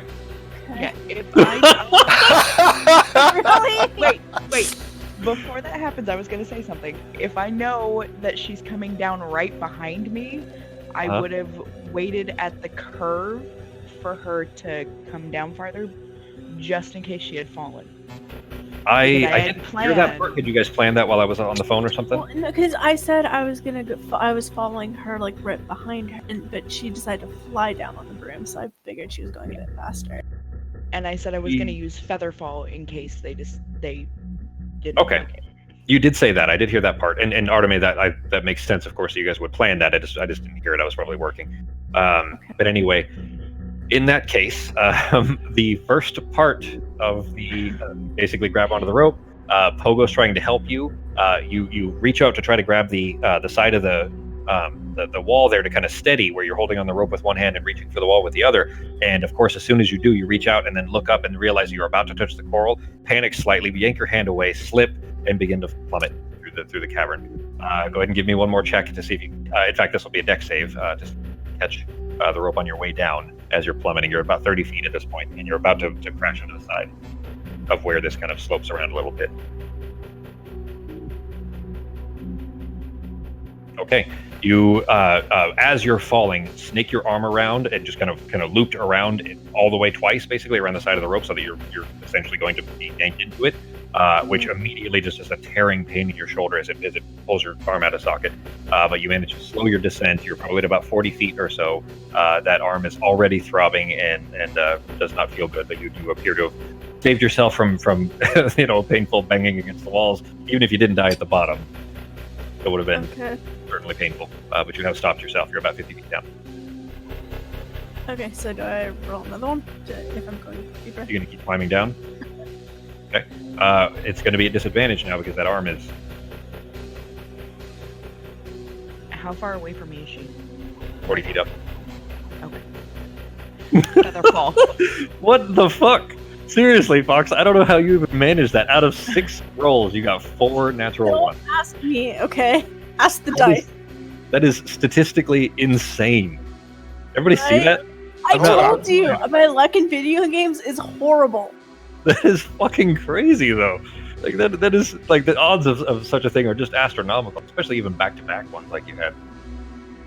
Okay. As soon as I see her slipping, I'm hitting Featherfall. Because You saw her slip the first time. Oh, it's 60 feet. Okay, I'm sorry. Then you saw her slip the first time, catch herself, with a painful grunt as her arm was probably ripped out of socket, and then begin to slip again, just not able to hold on from the pain, beginning to fall again. As soon as she enters the range that you feel confident you can hit her with it, you trace the somatic components, and Arteme, you feel yourself caught by pillows as you begin to kind of slowly lower yourself down.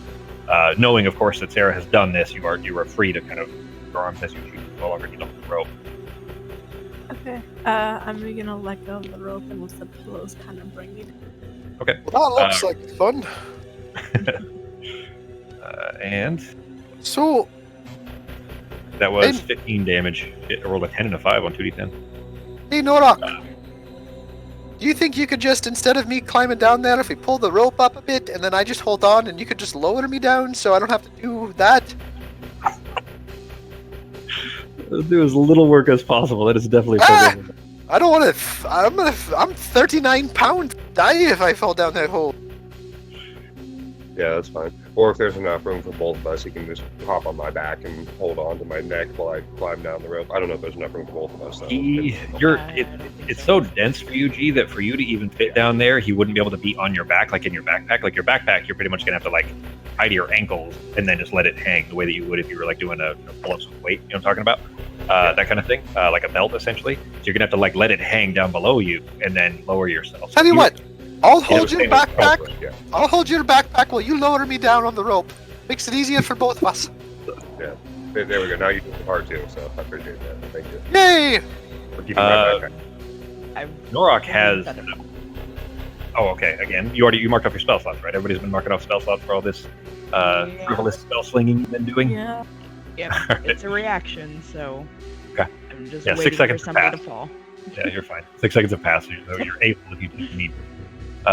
What is that ability you have, G? It's mountain form or something like that? Natural athlete? No, powerful build. There you go. Powerful build. You count as one size larger when determining your carrying capacity or weight you can push, drag, or lift. I would say that counts for lowering yourself down. Lifting weight. Reverse gravity style.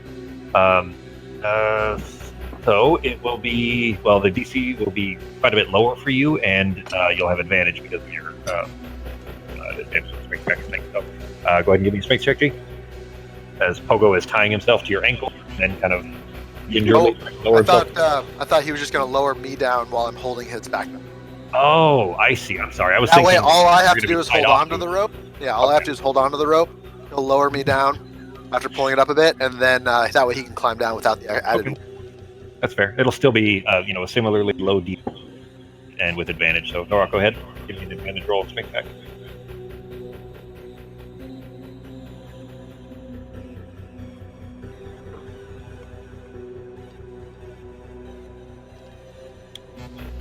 It's a little bit of a bumpy ride. You can actually feel that Norok is kind of swaying a little bit back and forth, like he's a little bit tired. He actually has a little bit of exhaustion because he's raged in that, or frenzied rage in that fight. But it's funny being able to sense that just by the tenseness of the rope as you're kind of swayed back and forth as you're lowering your way down. But you manage to, over time, very carefully, and gingerly make your way down to the bottom where Sarah and Arteme are.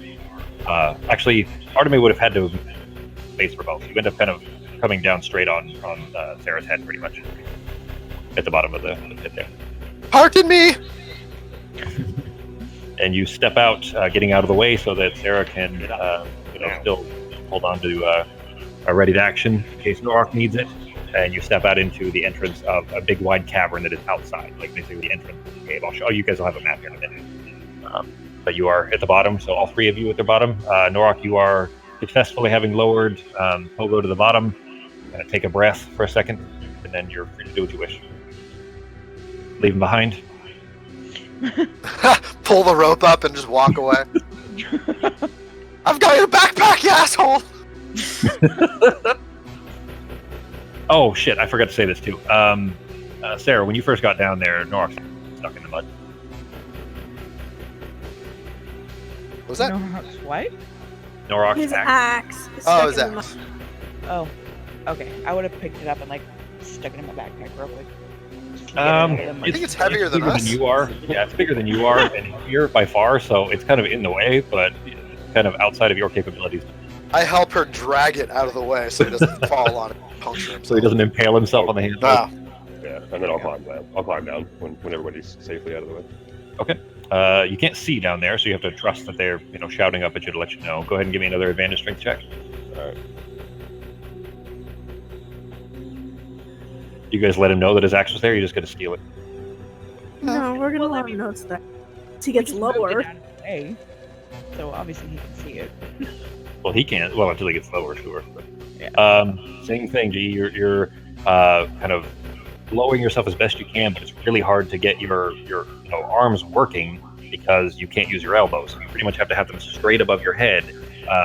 The way that you, like if you were wrapped in a cocoon kind of a thing. So you can't really use your shoulders very much. It's almost just kind of using a tiny range of motion for biceps, 6 inches at a time as you're lowering yourself down. So it takes forever, and your shoulders are burning like a motherfucker by the time you get to the bottom, but you do safely make it to the bottom. Sarah moves out of the way, and then you have to kind of, the way that when you went to that tunnel that you guys made to get out of Dunskathak to go rescue Maidi, you had to kind of slide out.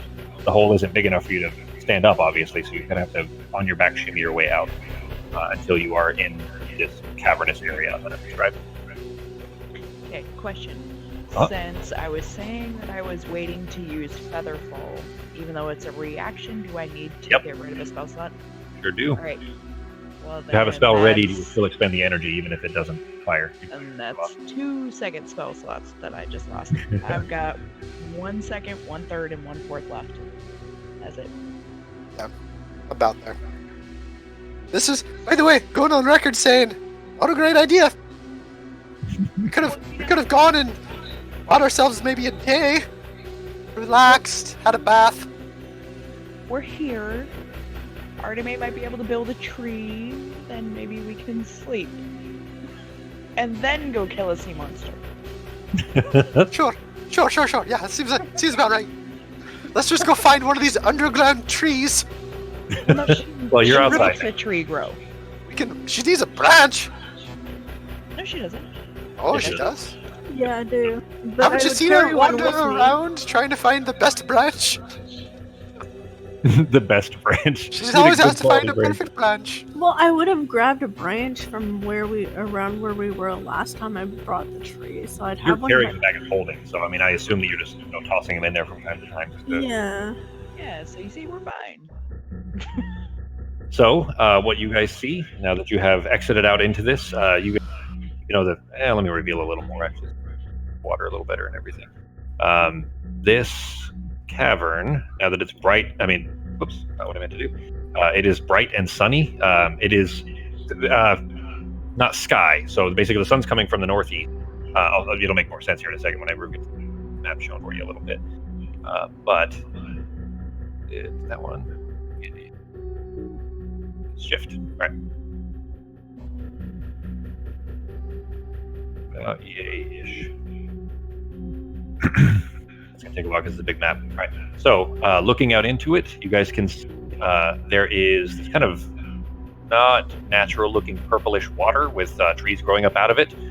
The coral that you felt that you came down the hole with comes out of the hole and continues along this path until it enters the water and then resumes on the other side. It looks like it's slightly discolored on the other side once it's exited the water, but it still looks like the same kind of coral, just the colors changed slightly.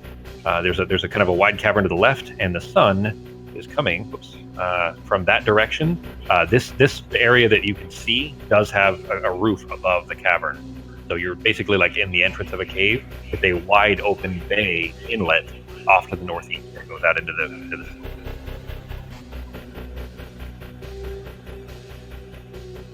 What are you guys doing? What are we on this map? There's this thing over to the left. Is that just a thing, or is that just part of the map that we're not? That actually, I had edited to fix while I was on my work call and didn't hit. Save. It's funny. I figured because he didn't bring it up. I'm like, I bet that's just like part of the map that he forgot to cover up. Yeah, that's exactly what it was. It was an artifact that was already on the map that I had actually covered with something else. Like I covered it up with something else, and then I actually still have it open. The file is still open on my machine here, but I hadn't saved it and uploaded it put it in the right place. Pogo's gonna go pick up that shield on the ground right to the left. Okay, that does. There's a shield there. Kidding. I'm kidding. Pogo. Well. Okay, but is that actually a shield there, or is that not supposed to be there? I think it's not supposed to be there. No, the shield is there. The shield is there. Okay, so he could go get the shield. There, he has a shield. I mean, it's kind of battered. It doesn't look like it certainly doesn't match your style, and I would say that it would not be an acceptable thing for Pogo to carry on a regular basis, but for the temporary purposes. Yay! I'll carry one for right now. You pull your axe out of the dirt and manage to retrieve it. Back. Pogo wants to get a. Well, hang on. You went over to get that shield, right? Yeah. If I saw it, I was gonna go grab it. Hey guys, a shield. I would go over and check out what's like in that area. Both Pogo and Sarah, or Pogo and Artemis, sorry, give me perception checks. Pogo, at your distance, it would be below your passive. You heard scurrying around that. Around here. Not much better. And the wrangling of chains, and another natural one. Why is Sai so tiny? I didn't. Well, no, that's right. She's the right size. Oh, okay. She looks tiny on this map. It's just a big map, yeah. There was the wrinkling of chains around the corner there, and from your anime, even with a natural one, because you got close enough now that it's below your passive, it doesn't matter. But guys, she rolled another fucking natural one. See that? Oh yeah. But 7 now? Sorry, 5. 5 out of 7 rolls. Anyway, it's like we should just not have Fox roll. It's like narrate that she gets bad results all the time. That'd be fun for her, right? Everybody wants to always fail their checks. Well, I'm always failing them anyway, right? Almost always. That's what I'm saying. It's just wasted effort to have you roll. Anyway, this warm autumn air that's surrounding you. It's still very humid again, of course, but there's this kind of refreshingly cool kind of sea breeze coming off of that bay that's in front of you. But the area that Pogo and Artemis have gone towards, there is the unmistakable stench of old rotted meat, and that you heard chains rattling from around the corner. And Artemis, when you came around to that side, just around the bend, right over here, the scurrying was something moving away. And it catches your eye along with the scent, of course, and you look over there to see a shock of white hair, like basically a messy white hair, and a pair of lavender eyes that are staring intently at you, unblinking. from just around the corner there, like basically the top of a head with sharp pointed ears. They look feminine, almost almond shaped. The eyes, she's obviously elven, it appears, but her skin is ashen dark, almost violet, and she looks scared and like is shrinking away, but trying to pull away. And you hear chains rattle, and you can't pull any further away. Okay, I'm gonna gently go forward, saying it's okay. We're not gonna. Give me a persuasion check.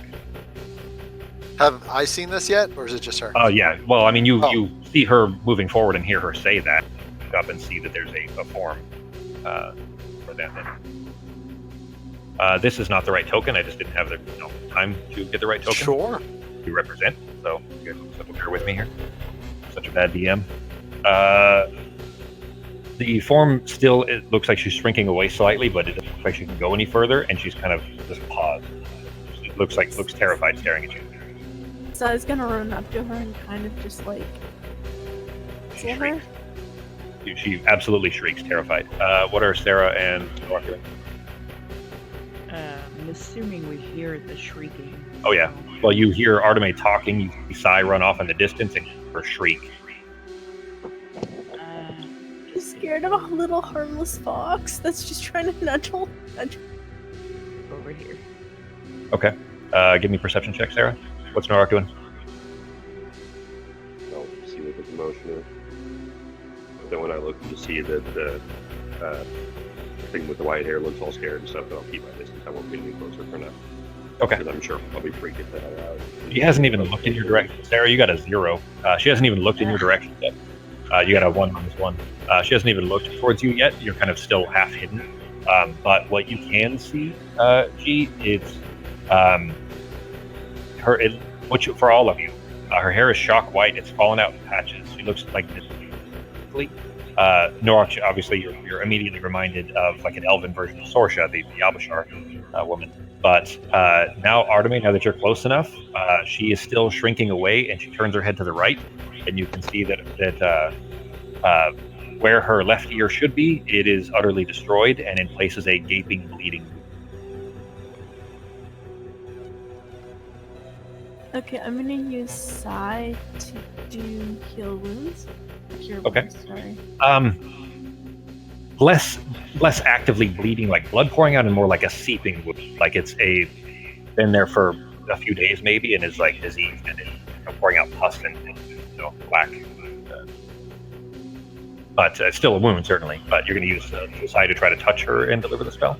Yeah, 'cause she's already touching her, so I'm gonna use healing word. Healing word's at range anyway, so you don't have to cast it. But Oh. it's cure wounds that you're thinking of. Which you rolled another natural. Can I? So suggestion. Basically, where I can suggest a creature do something. Do you think I could do that to suggest that she calm down and relax and help us out? Can I think that would work with suggestion? You can certainly give it a shot. As you're beginning to pair it, though, you see her as the kind of the healing passes over her. She kind of shakes her head slightly and looks up and looks almost clear-eyed for a moment. There's no cataract covering her eyes, but she looks up and it seems like something has clicked for her. She says, "You're not here to harm me?" No. Not unless you harm us. I mean, She not looked unless down. you harm us. She looks down at her. She's chained, by the way. So the rattling of chains that you heard is she's got manacles on both of her wrists and both of her ankles. She looks down and sees the chains. She says, "Can you get these off of me? Can we get out of here?" What are you doing down here? Yeah, I agree. What are you doing down here? I don't know. I woke up here and I'm not okay. I'm not well. What's your name? Olowin. Olowin? Where are you from? Arteme.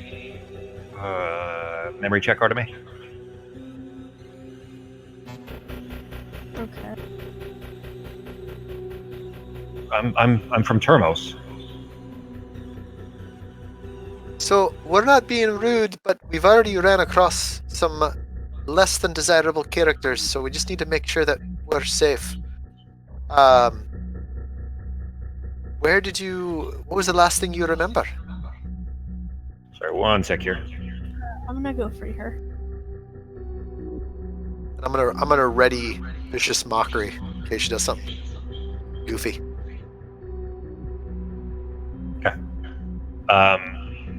Artemis, you got that?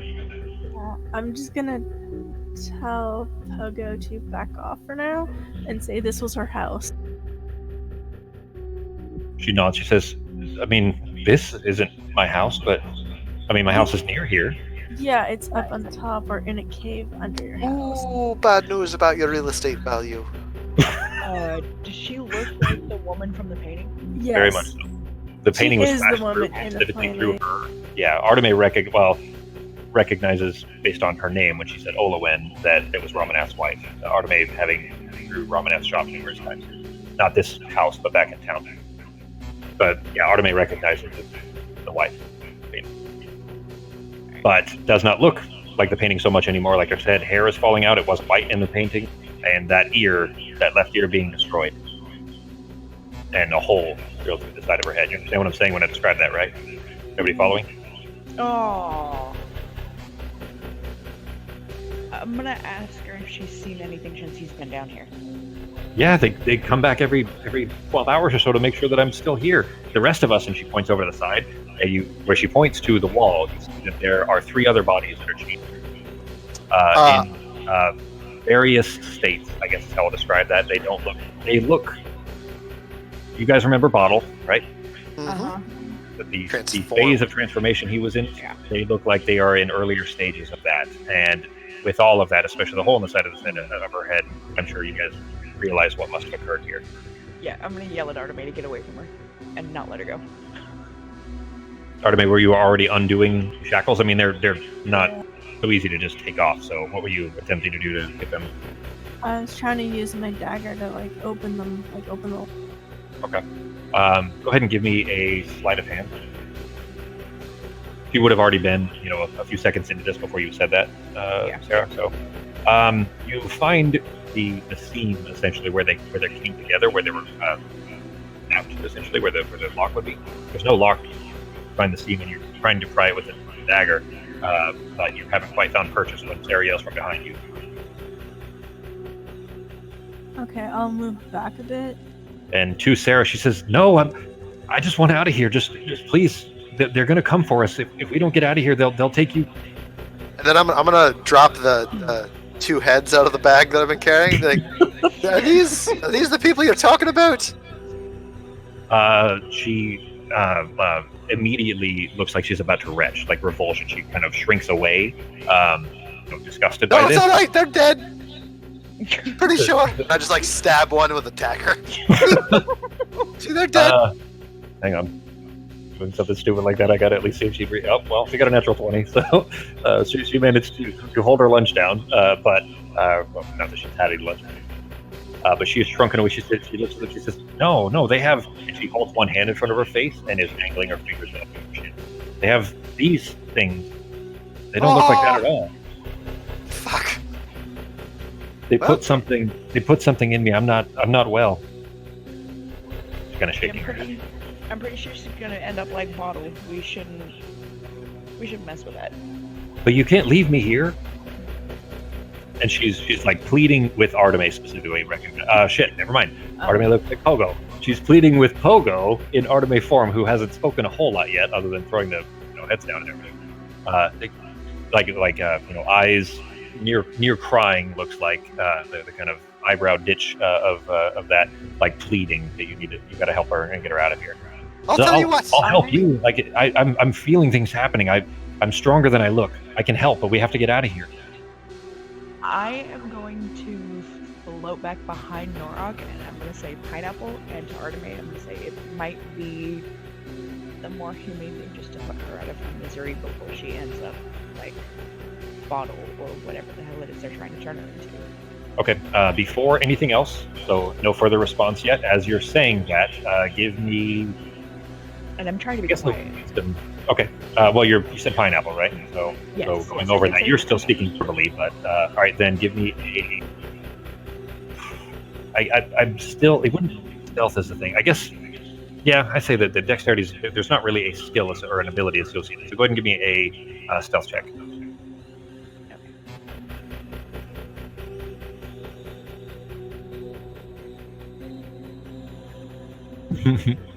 Oh, no. In your mind specifically, you're the only one that hears this. I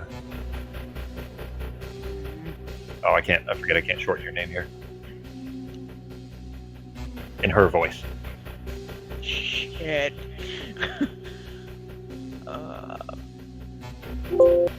Yeah, I'm just gonna peek around. No, I'm gonna be like, Artemis, get the fuck away from her, like, right now. Me or him or her? Who? I said Artemis. I'll move back a tiny What's- bit. She's bleeding, like terrified just- bleeding. Okay, you just wait there for a minute. We need to discuss some things. She says, "Have you seen my husband? Is he okay?" He's fine. Give me a persuasion check with disadvantage. Sorry, deception check. Disadvantage. Disadvantage. Yeah. No. Yeah. Oh shit! With your roll, she looks nonplussed, but maybe slightly heartened. There's no way to roll an insight check on like voices in her head, is there? Yeah, I would say that you could. Why not? Okay, then I want to see if she's sincere. Okay. I guess. You are certain that she's sincere. She's absolutely terrified, and you're 100% sure that she's terrified. Wants to get out of here. She will absolutely help you guys if it's saving her own life to get out of here. She definitely seems concerned about her husband as well. All right. I would call Artemis over so we can have a discussion. Just tell her we need to talk. Okay. Just one moment. What is Sai doing, Artemis? She's just trying to comfort her. While you guys are, She's going it to seems eat. that she understands. It seems that she understands what's going on. Did you say? So you're gonna eat it? Is that what you said? Yeah. We come back around the corner and there's a half-eaten fox. You hear the chains rattle as she kneels down and is kind of heading Sai, and just especially to Artemis, absolutely pick up that she is like just looking for any warmth, any comfort that she can find. Sai is offering that small amount of what's what I'm looking for? Happiness, I guess, towards her, warmth towards her, rather than apparently what she's been experiencing. Yeah. So what's going on? What's happening? Okay. I'm pretty sure she's gonna turn into something like Bottle, and it gives me the creeps, but I'm also super positive that she really wants to help us if we let her go. I mean, that's... So maybe not a bad Bottle, but something in between. Maybe we can find a way to cure her? Or get the thing out of her? Are we just gonna like? I mean, are we just gonna let her hang out with us if she's gonna turn into that same thing that was in the ship? What if we just come back for her? What if we just come back for her? If we wait, I can break her foot chains. I don't think she's going anywhere. Ben, you were a little bit quiet. I heard you say something. Would you kind of say, G? I said if we do take her with us, then I can break her foot chains and we can leave her hands bound. If that's the way that she is shackled, I'm not totally sure. Tell her that's the condition. I mean, it's She shouts out loud to all of you. How would I say this? I'd say that this is below the passive for your guys' insight for her intent. She shouts in some amount of frustration. Says, even though you guys were speaking quietly amongst yourselves, you hear her shout, "Yes, I don't need my hand. That's fine, as long as we can get out of here." And it's quite clear she should not have been able to hear you in that. Yeah. and Nora. She's got magic ears. Maybe that would come in handy. Oh, she got one ear. She's got one magic ear and a magic hole.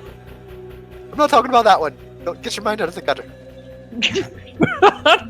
Only because you said that. Yeah, exactly. That's her, by the way, Pogo. Yeah. I think we should let her go because I think she'll help us. Maybe we should get her. Maybe she knows more about what is causing this coral. I mean, it's obviously connected to bottles. She so it's shouts. Probably She something says, cracking. she shouts. She says, "Yes, I don't know how I know it, but yeah, I know what the coral is. I know what that thing is. I know why they're here. I know where they came from. All of it. Just get me out of here, and I'll help you."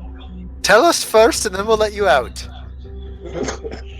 She kind of shrugs slightly and is almost hugging Sai at this point. Like Sai is Sai letting her, by the way.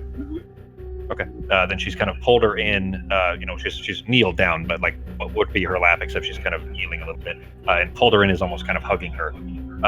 She says, "I'll tell you anything you need to know. We need to hurry because hang on." And she looks at the wall, and then she looks back at you. She says, "I guess we have a little bit. It'll be 9-10 hours before they're back. So just answer and let's get out of here." All right. Right, so if we spend a half an hour talking, spend 8 hours sleeping, then they give us Oh a God! half Don't an make hour me to stay get out of half here. an hour. Please don't make me stay here a half an hour. Tell us about your childhood. No. Who was the first boy you kissed? No, And this is seriously. coming from what looks like Artemis or what looks like an elf. We're asking these ridiculous. So what is the coral? Because you answer a few questions, and we'll take you with you, and we'll get you nice and safe. Because we're There- trying to stop the coral. That helps you, or is that what Yes, you want? I mean that would. And it's clear that there's a dichotomy in her brain where she's kind of arguing whether it's save herself or save her. Is kind of the question that you're putting to her almost. She says, "Yeah, I mean, if that's even possible, if we can stop the coral, absolutely. But right now, we need to get out of here before they come back." All right. But the coral, yes, Who are they, and what is the coral?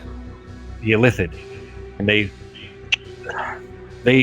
corrupt the people and the creatures that they find, and they found some species I didn't know about them until this thing, and she kind of turns her head. She's gesturing to the side where her ear should be, and she says the Marathosians, and they absorbed them and turned them into something together different. And this coral is the way that they communicated, and now this thing is it to whisper to us.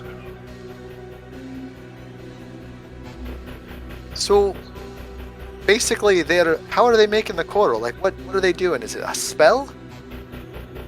I don't know. I just know that it spreads. Any two places, if you put coral here and then coral 10 feet away, it'll grow between until it's connected. How many of these illithid are there?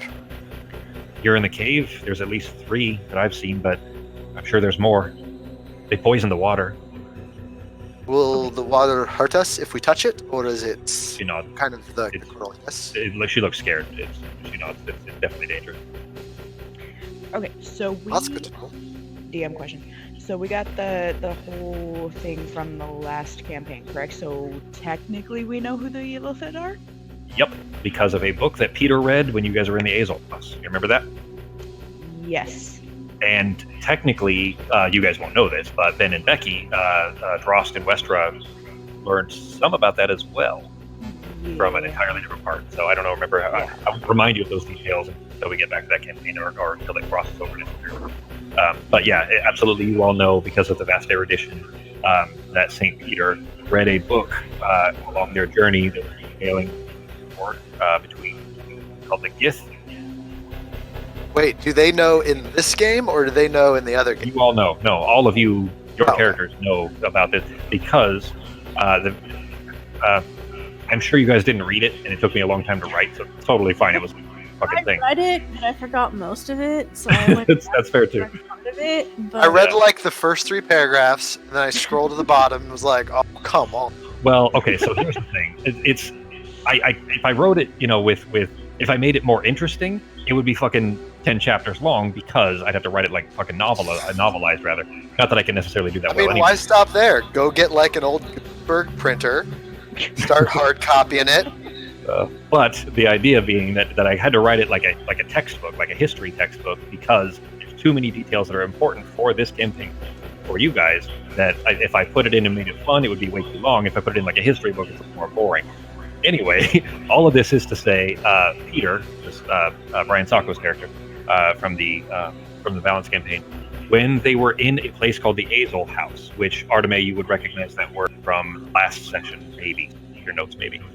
But the Azul House is where the Rill of Chaos, is where chaos magic comes from.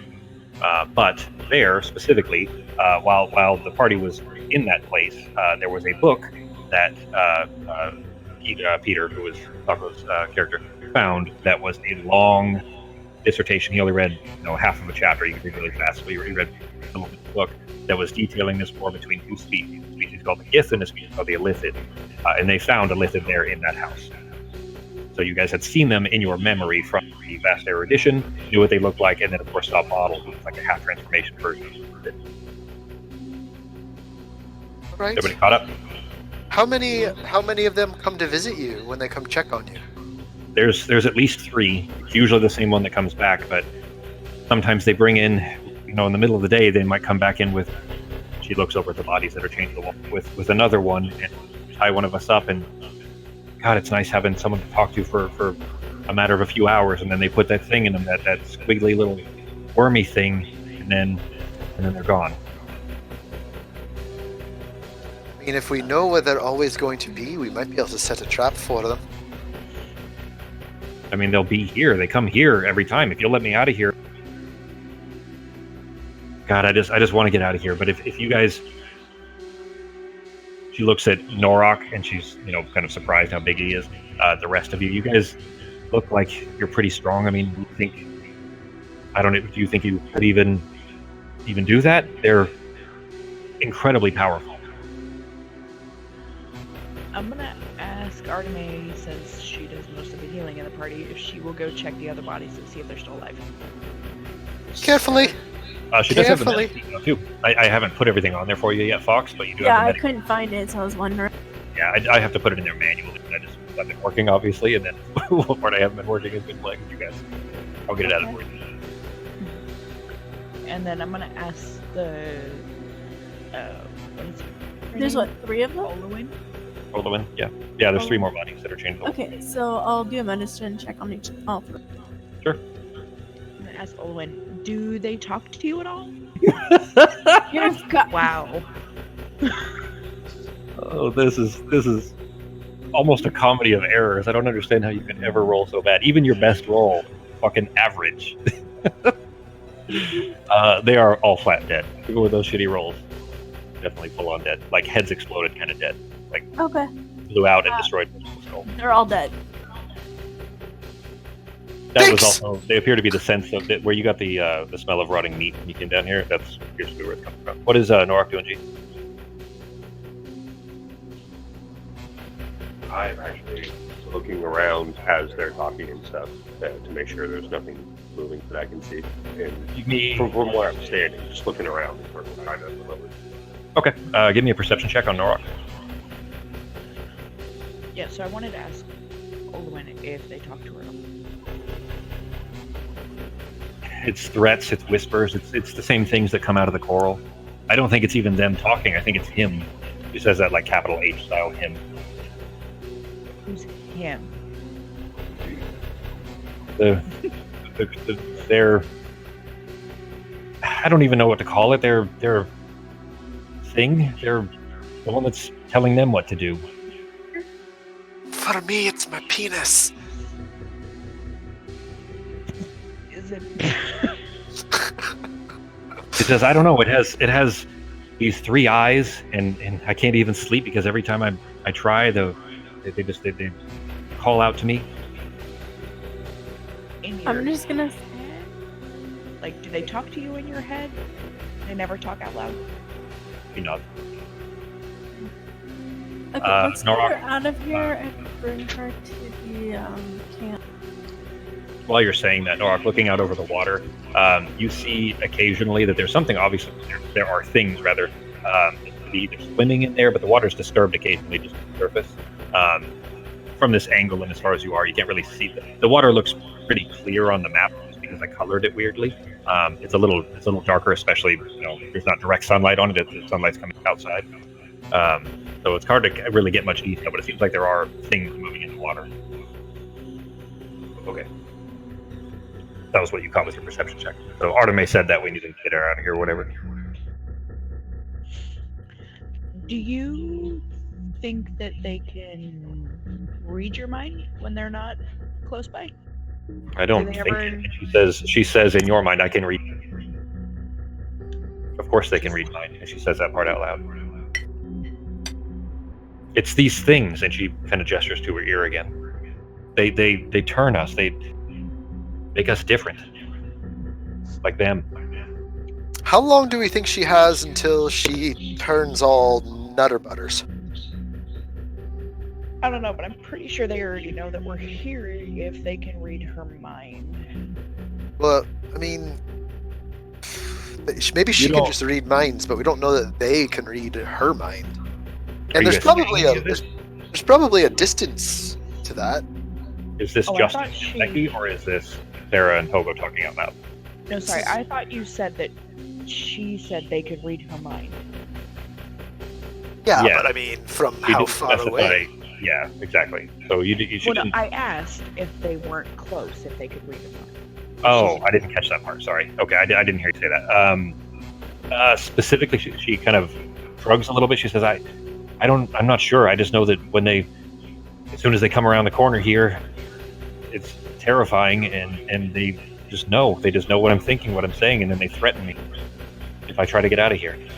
Insane. Okay. They'll try anyway, so and you can before we let her go, I'm going to. Do you guys mind if, specifically to you, Olowin? Do you mind for our safety if I cast a spell on you just to make you tell the truth? And then, as long as I know that you won't hurt us, we can shackles and we can try to get some rest in a safer area. Is that okay? She looks at you and she says, "Tit for tat," and I'll agree to it. And she just says, she doesn't give you a chance to respond. She says, "Is my husband okay?" No, I'm sorry. I said that earlier to try to calm you down, but now that you're calm, he's okay.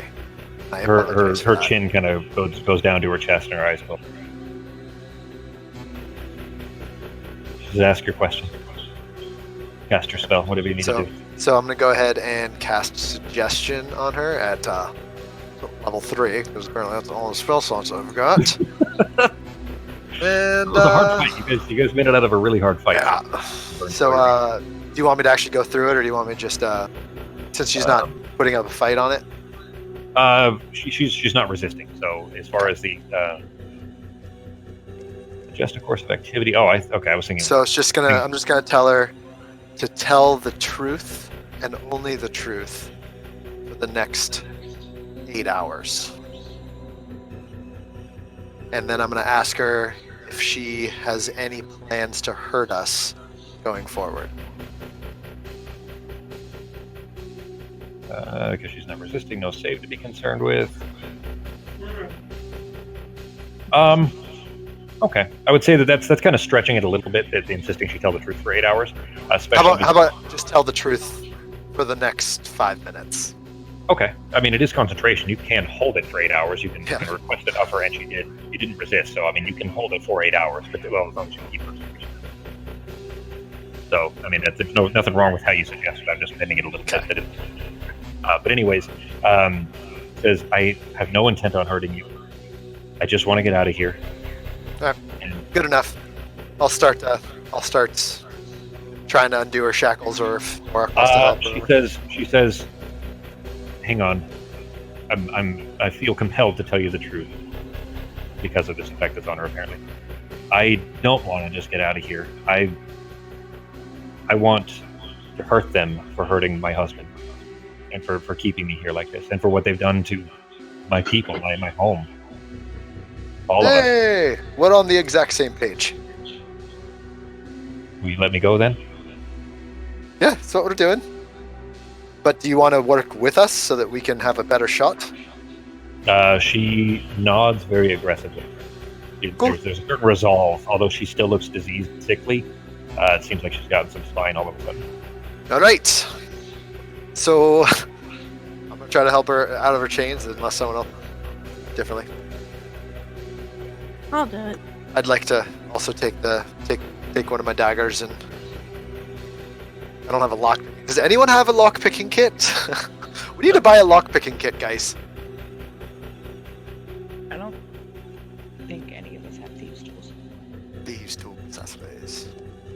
Yeah, lock mixer and a few tools. Go ahead. I just want to ask her if there's anything she can tell us about, if she knows anything of their weaknesses, anything that might help us to get us through this. Smash their skulls into rocks until their brains come out. That's their weakness. They're powerful creatures of the mind, and she's still struggling for a word. It's like dancing around things like leader or boss or whatever, but those don't seem to fit right. But she's obviously referring to the massive creature, the larger creature that they appear to report to.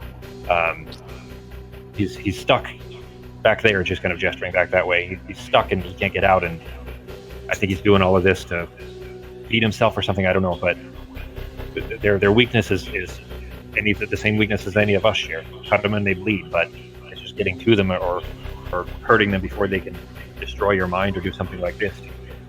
That's the tricky part. So headshots. So do you think right. if we were able to get the main big creature out of here so he could go feed wherever the hell he wants, he'd stop focusing on this island?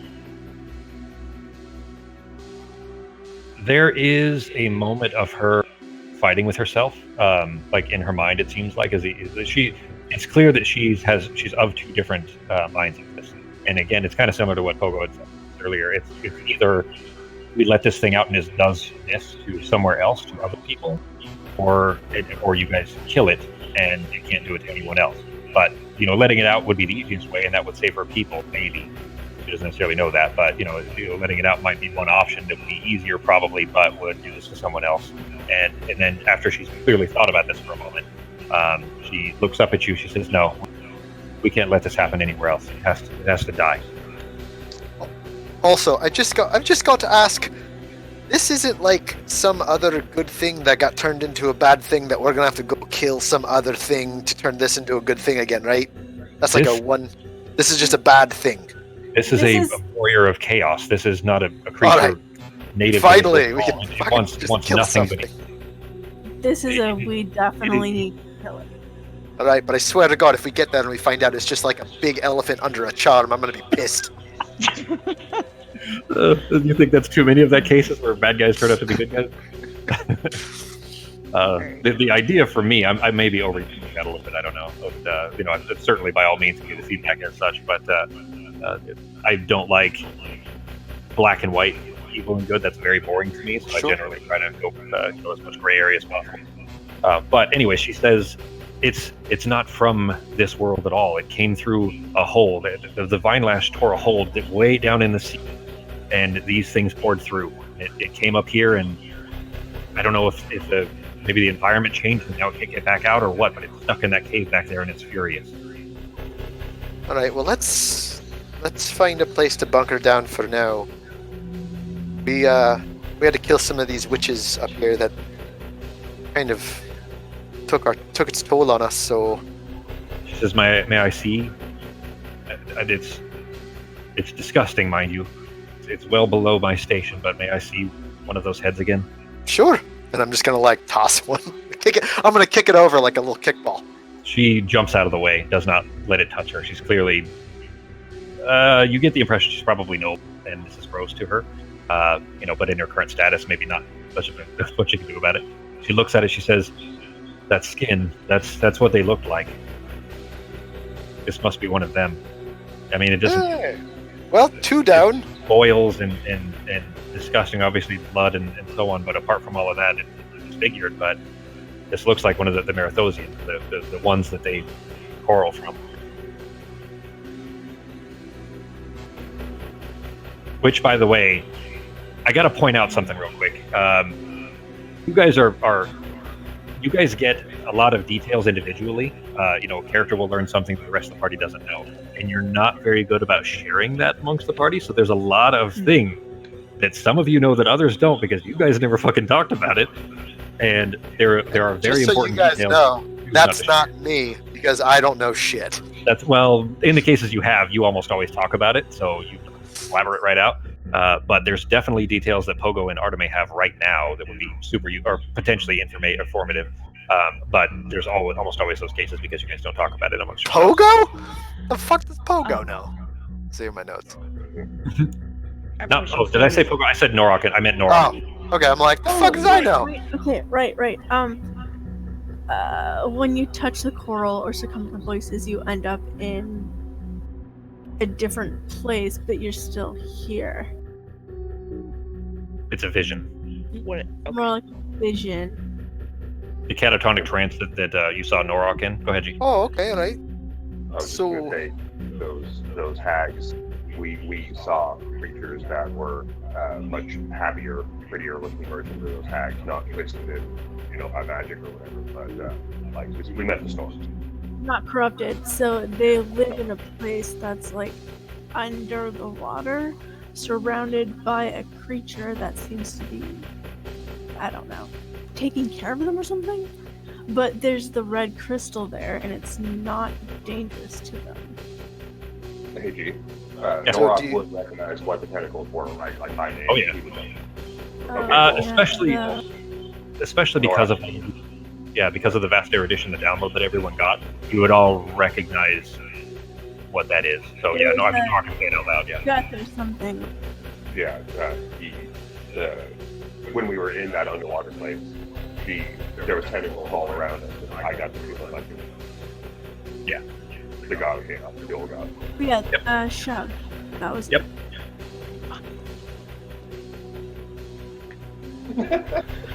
Shut up. It's not funny.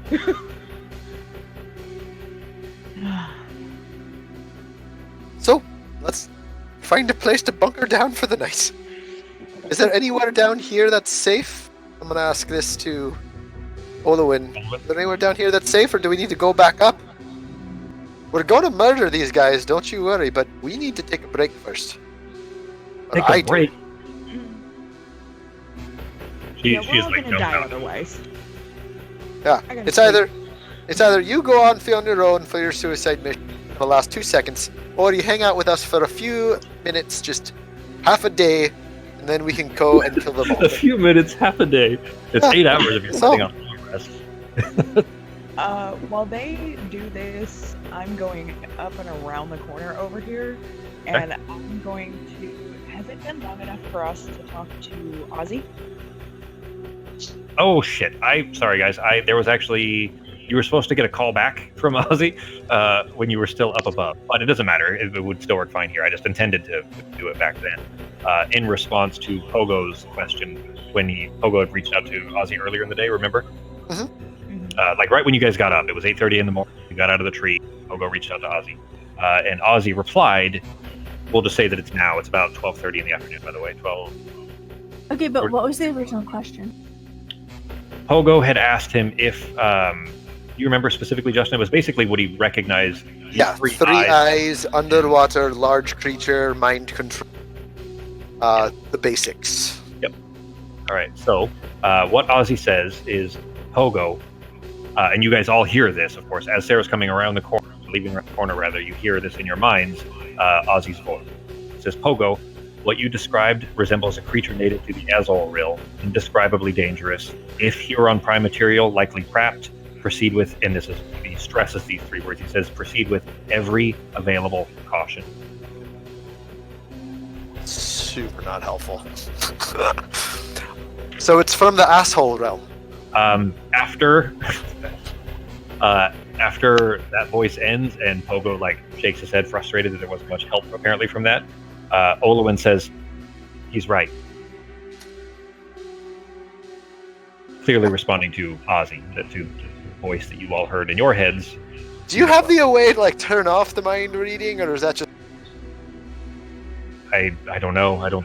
So far, I don't think so. I've been Oh. here the entire time. I haven't been able to leave this. And she looks around this little cavern she's got. So what skills do you bring to the table? I'm sorry. What skills do you bring to the table? She looks at you with disdain. She says, bow staff skills, nunchuck skills. Ooh. She doesn't like guys with skills. Right.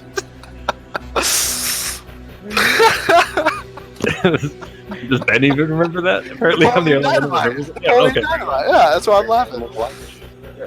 All right. She says, "I don't."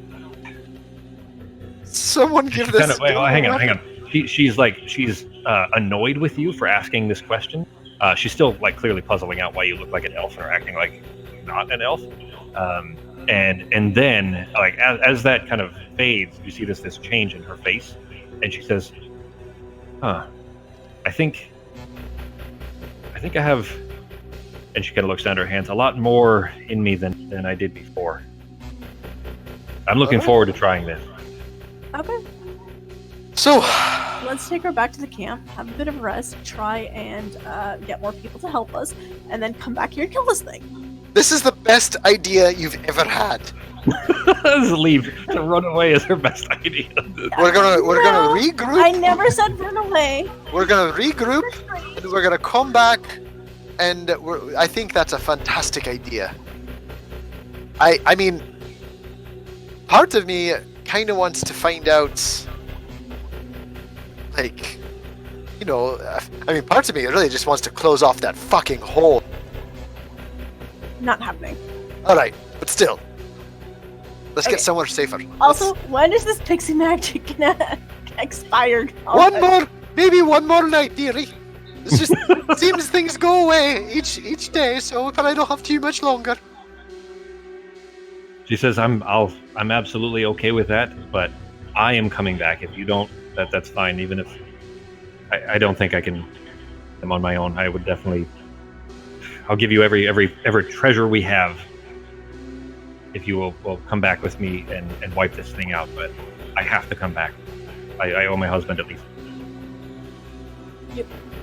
Okay, so that's the plan. We're gonna go back to the camp, See, guys? the elves, and then inform the Worgen, send a messenger to go inform the elves, try and get some backup, and then come back. How fast can Fox run? Do you think? Not Fox. Sai? Sai. Can Sai go give them a message for us? I think At Fox the has moment. Animal Messenger, the actual spell, don't you? Oh, that's even better. I do. It's just not prepared, but I could always put a message on her, tie it on.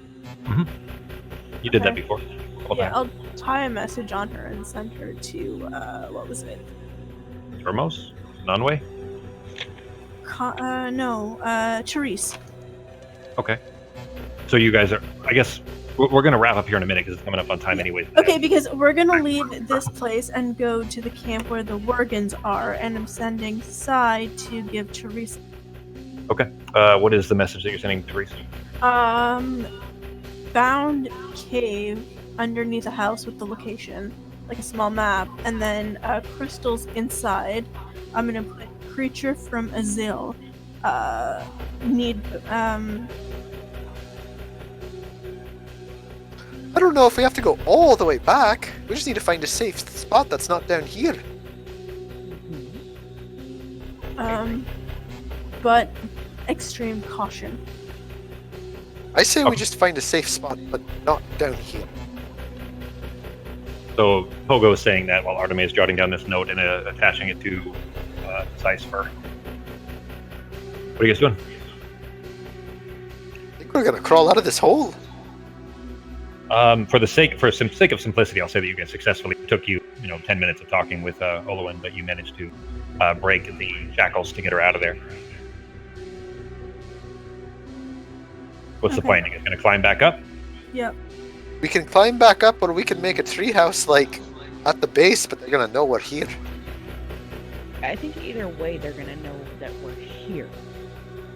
Or that somebody was here. I mean, yeah, because they're gonna notice she's gone. They can read her mind when they get close enough. Which is why we want to get as far away from here as possible. Which is why we're going back to the camp. That's Yeah, really far. Exactly. That's like That's half the a day whole away. point. She says, I don't care. Honestly, I'm looking forward to spending a night not shackled up down here with the smell of these guys. So I mean, if we're gonna go, let's go. All right, And let's. when we come back in the morning, whatever. It's still only, by the way, she can't tell what time it is apparently, but it's only about 30 in the afternoon. All right, we can go back to the all the way. There we go. We have a plan. Then if you guys are intending on climbing your way back up, Is that what your plan is? Yes. Then when you come around to where the hole is, she says, "May I go first?" Sure. Yes. She steps up to this little ledge that goes up to where the hole. If I comes see her doing anything weird, I'm gonna cast Vicious Mockery on her. Okay, well, I'm going to describe it. You tell me when you release the spell, Okay. if you do. She climbs her way up over the ledge, over to the base of the hole, which is not very wide. Remember, the hole, even where it comes out, was only about 4 feet around. So as soon as she's kind of up and standing, you can only see like up, like maybe mid-thigh, basically. And then where the rope is still dangling down and everything. It does not appear that she has touched the rope in any way, or at least as far as you can tell, you did not see the rope jiggle or shake or anything. And her feet lift up off of the ground, and she slowly disappears up the hole. Uh-oh. So, Dispel guys, magic. she's like 100 feet away. I think you've been able to see them to be able to dispel magic anyways. By the way, well, give me Arcana checks for Sarah It and says Pogo. within range, and it's 120 feet. Oh, it is Okay. 100. Give me Arcana checks for Sarah and... Okay. Pogo, both of you, it's just levitation. It seems like she's able to levitate herself as well. She was just levitating herself up the hole. Are you still trying to dispel it? No. Okay. She says, I can hear your disquiet. I'm just testing my new wing. Did you see that? She just flew up the fucking hole. Not fast. It's a slow elevation, but she's Can probably we do by this that? point. Can any of you guys do I can't do that. I No, can send but- something up a Easy. bit with my floating disc. That's about it. I think there's like a height limit though. Crazy. Keep you guys from falling to your deaths. Why don't you Go the do you other have way. any- You could slow gravity, but not reverse it. Exactly. Alright, well, do you have any... How about we start climbing up? Do you want to stay... Do you want to go first, and then... Or how about this? I How about Norok goes first, and then he can pull us up one by one? Oh, I thought you were going to say all of you on it. No, I mean, that might work, right? I feel like I will Norok can do that go pretty back. easily. Norok, I'm talking about you. They can't hear you from that distance. Honey. I take your silence as a yes, that sounds fantastic. What was that, G? They said, yeah, that's fine. I'll go over it. All right, then you kind of belly crawl like a World War II movie, crawling under, or I guess probably more Vietnam, look out for Charlie up in the trees, crawling along the ground through the hole until you get up to where the rope is, and begin taking yourself up, giving another strength check. With advantage, actually. From powerful build.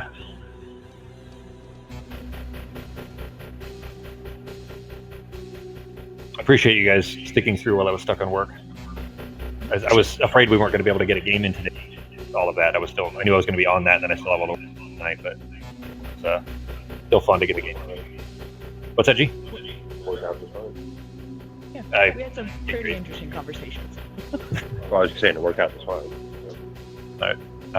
Well, you grab onto the rope, though, and I mean, it's no difficulty at all. You've had 15 minutes of them blabbering while you were just watching the water to kind of have a breather, so you're more than well rested, and it kind of feels good to stretch your arms a little bit again after the initial pain of kind of lowering yourself. Make yourself back up to the top, though. You're clearly carefully up there. As soon as you get to the top, Olwen is just standing there looking at you and is very creepy, I guess, it feels very creepy in the room because her stare, it takes you a second to realize this, is unbelievable. It takes you a second to realize that's why it's creepy. It was creepy for a second. It took you a second to recognize that the reason was she's just staring at you, not blinking. Yeah. Okay. She apparently is just not blinking anymore. She was when you were down in the basement, but it seems like a slow transition. What are you doing? Not sensing any weird hostility or anything, right? She's No, still not at all. Like she wasn't. No, doesn't seem the least bit hostile. Everything. Reading the room, she seems fine. She's just a little creepy. Big hole in her head. And kind of staring. She says, can I help? What can I do? Unless you can levitate them, then no, put them all up. You keep an eye out. That is what I Okay, Fox. That's what I sent her. It's AZOL, but it doesn't matter. That's fine. Oh, RG, give me another strength check. What is? I guess. What's the? Well, you know what? We'll just roll 3 strength checks. Just do 1 G, and what's the order? Who's going up? I'll go first. Of course, Pogo is always on brand with his character. I'll let Sarah go first, and then I'll go up. No, I was gonna go last in case somebody falls. I can use Catapult. 'Cause Oh, I've got okay. the broom. Thank Yeah, you she then. was up with the broom, anyways. Okay, Norok, you get to the top, stretch your shoulders out again, and hearing that Pogo is on the bottom, shouting it up the tunnel there, you grab the rope and just maybe there's a little bit of frustration, I don't know, but you just grabbing the rope and like flinging it up in the air with Pogo still attached on the bottom of it, and then grab it from the middle as it's flinging up the air, then throw it up, almost like a ride, except for these jagged jumps where every time you grab it, it stops the fall. My It tits! Artemis tits, not even your tits. I always wanted to say that. 8-9 times though, and Pogo, you come flinging up out of the hole, 4 feet above the hole. Norok, you can try to catch him and just let him splatter. Oh, I'll catch you. Really nice. Norok just reaches out and grabs you before you fall back down. You're my savior. As Artemis. Give me another check for pulling Artemis up the tunnel. Strength check with advantage, G.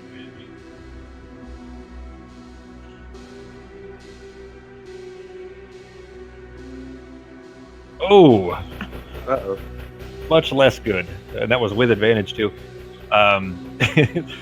You yank on this and you pull up probably about 15-20 feet, and then the rope slips just a little bit out of your hand, which is like it's been leaning against the kind of slightly wet mud of this path all the way down, and the rope was a little bit slippery from that, where it slipped out of your hands. Sarah, you see Artemis first jerk, and like she's about to fall, and then Nora catches on, and then it slips again, and she begins to fall about the 15-20 feet to the ground. Featherfall. Okay, go ahead and mark off your spell slot. Yep. Artemis, for the second time in the last hour, feel yourself caught by pillows and are slowly lowered your way back down to. Thank you. I guess I'll try again. How many more of that do you have? You got one more? I guess 2 more. 2. Okay. A third Okay. and a fourth. All right. Nora, give me one more strength check with advantage. I mean, now isn't he just pulling up like a weightless pillow of a person? No, I think No, it's it's once not. she touches the rope, Yeah.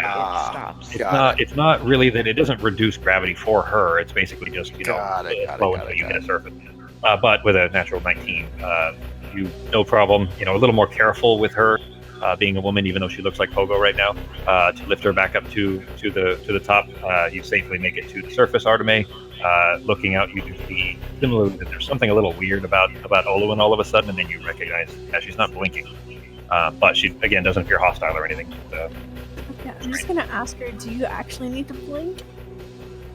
She looks at you, and then her jaw or her mouth opens slightly, and like she's maybe realizing that she hadn't been blinking, and then she does it a couple of times on purpose.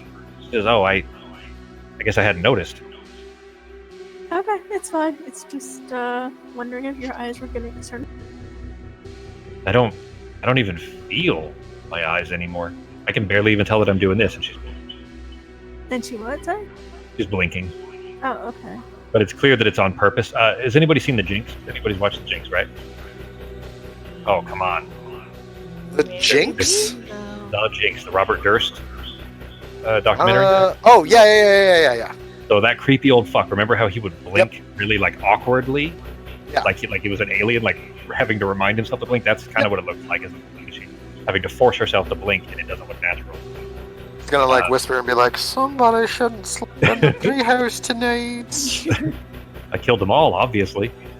But they're all up. Sarah, you're the only one still down there. No longer needing to safe fall or feather fall anybody who Make have my named way up. yourself. All right. Yours, I would say that going upwards, especially having gone down it already, not really any even check needed because of the room. You just kind of carefully make your way up on the room so you don't fall or anything. I don't need to make a wisdom check going up. Going up is a little different, especially being surrounded by it. You were face down looking at the ground, 190 feet rather, straight down. That's a little more scary than going up when you have walls all the way around you, if that makes sense. To me, that's how I would feel it. I just want to make sure. Yeah, I mean, up in open air is really more about what the fear of heights is about. Being surrounded by walls like that wouldn't be quite as scary. I think, anyways. I don't have that particular concern, but I think that's how that works. For the sake of simplicity, though. What's that? I have fear of heights, so let me. Yeah, no, with the walls around it, it would feel different. Oh, you, Becky, have fear of heights, not Sarah. Yes, yeah, both. Yeah. So. That's how I would imagine it would work, but I guess I wasn't quite sure. I suppose I didn't realize you actually did, or would have just asked. All right, so then the group has made it back to the surface in the basement of the house that is now ruined. She doesn't appear to recognize this, by the way. You guys are in this like destroyed cellar, and she's not acting like this is her house. It's not registering to her, maybe, because maybe remember this was dug out recently. It's possible that's. But you can deal with that next week because I have to get back to work, guys. So, All right. next week's the 28th. Everybody. I will probably be good. It's our anniversary weekend. I will probably be okay for it, but I'll let you know if not. Okay. All right. Bye, guys. Stay safe, Jeremy. Don't work too hard. Okay, sweetie. Yep. All right, guys. I'll talk to you later. Bye. Bye.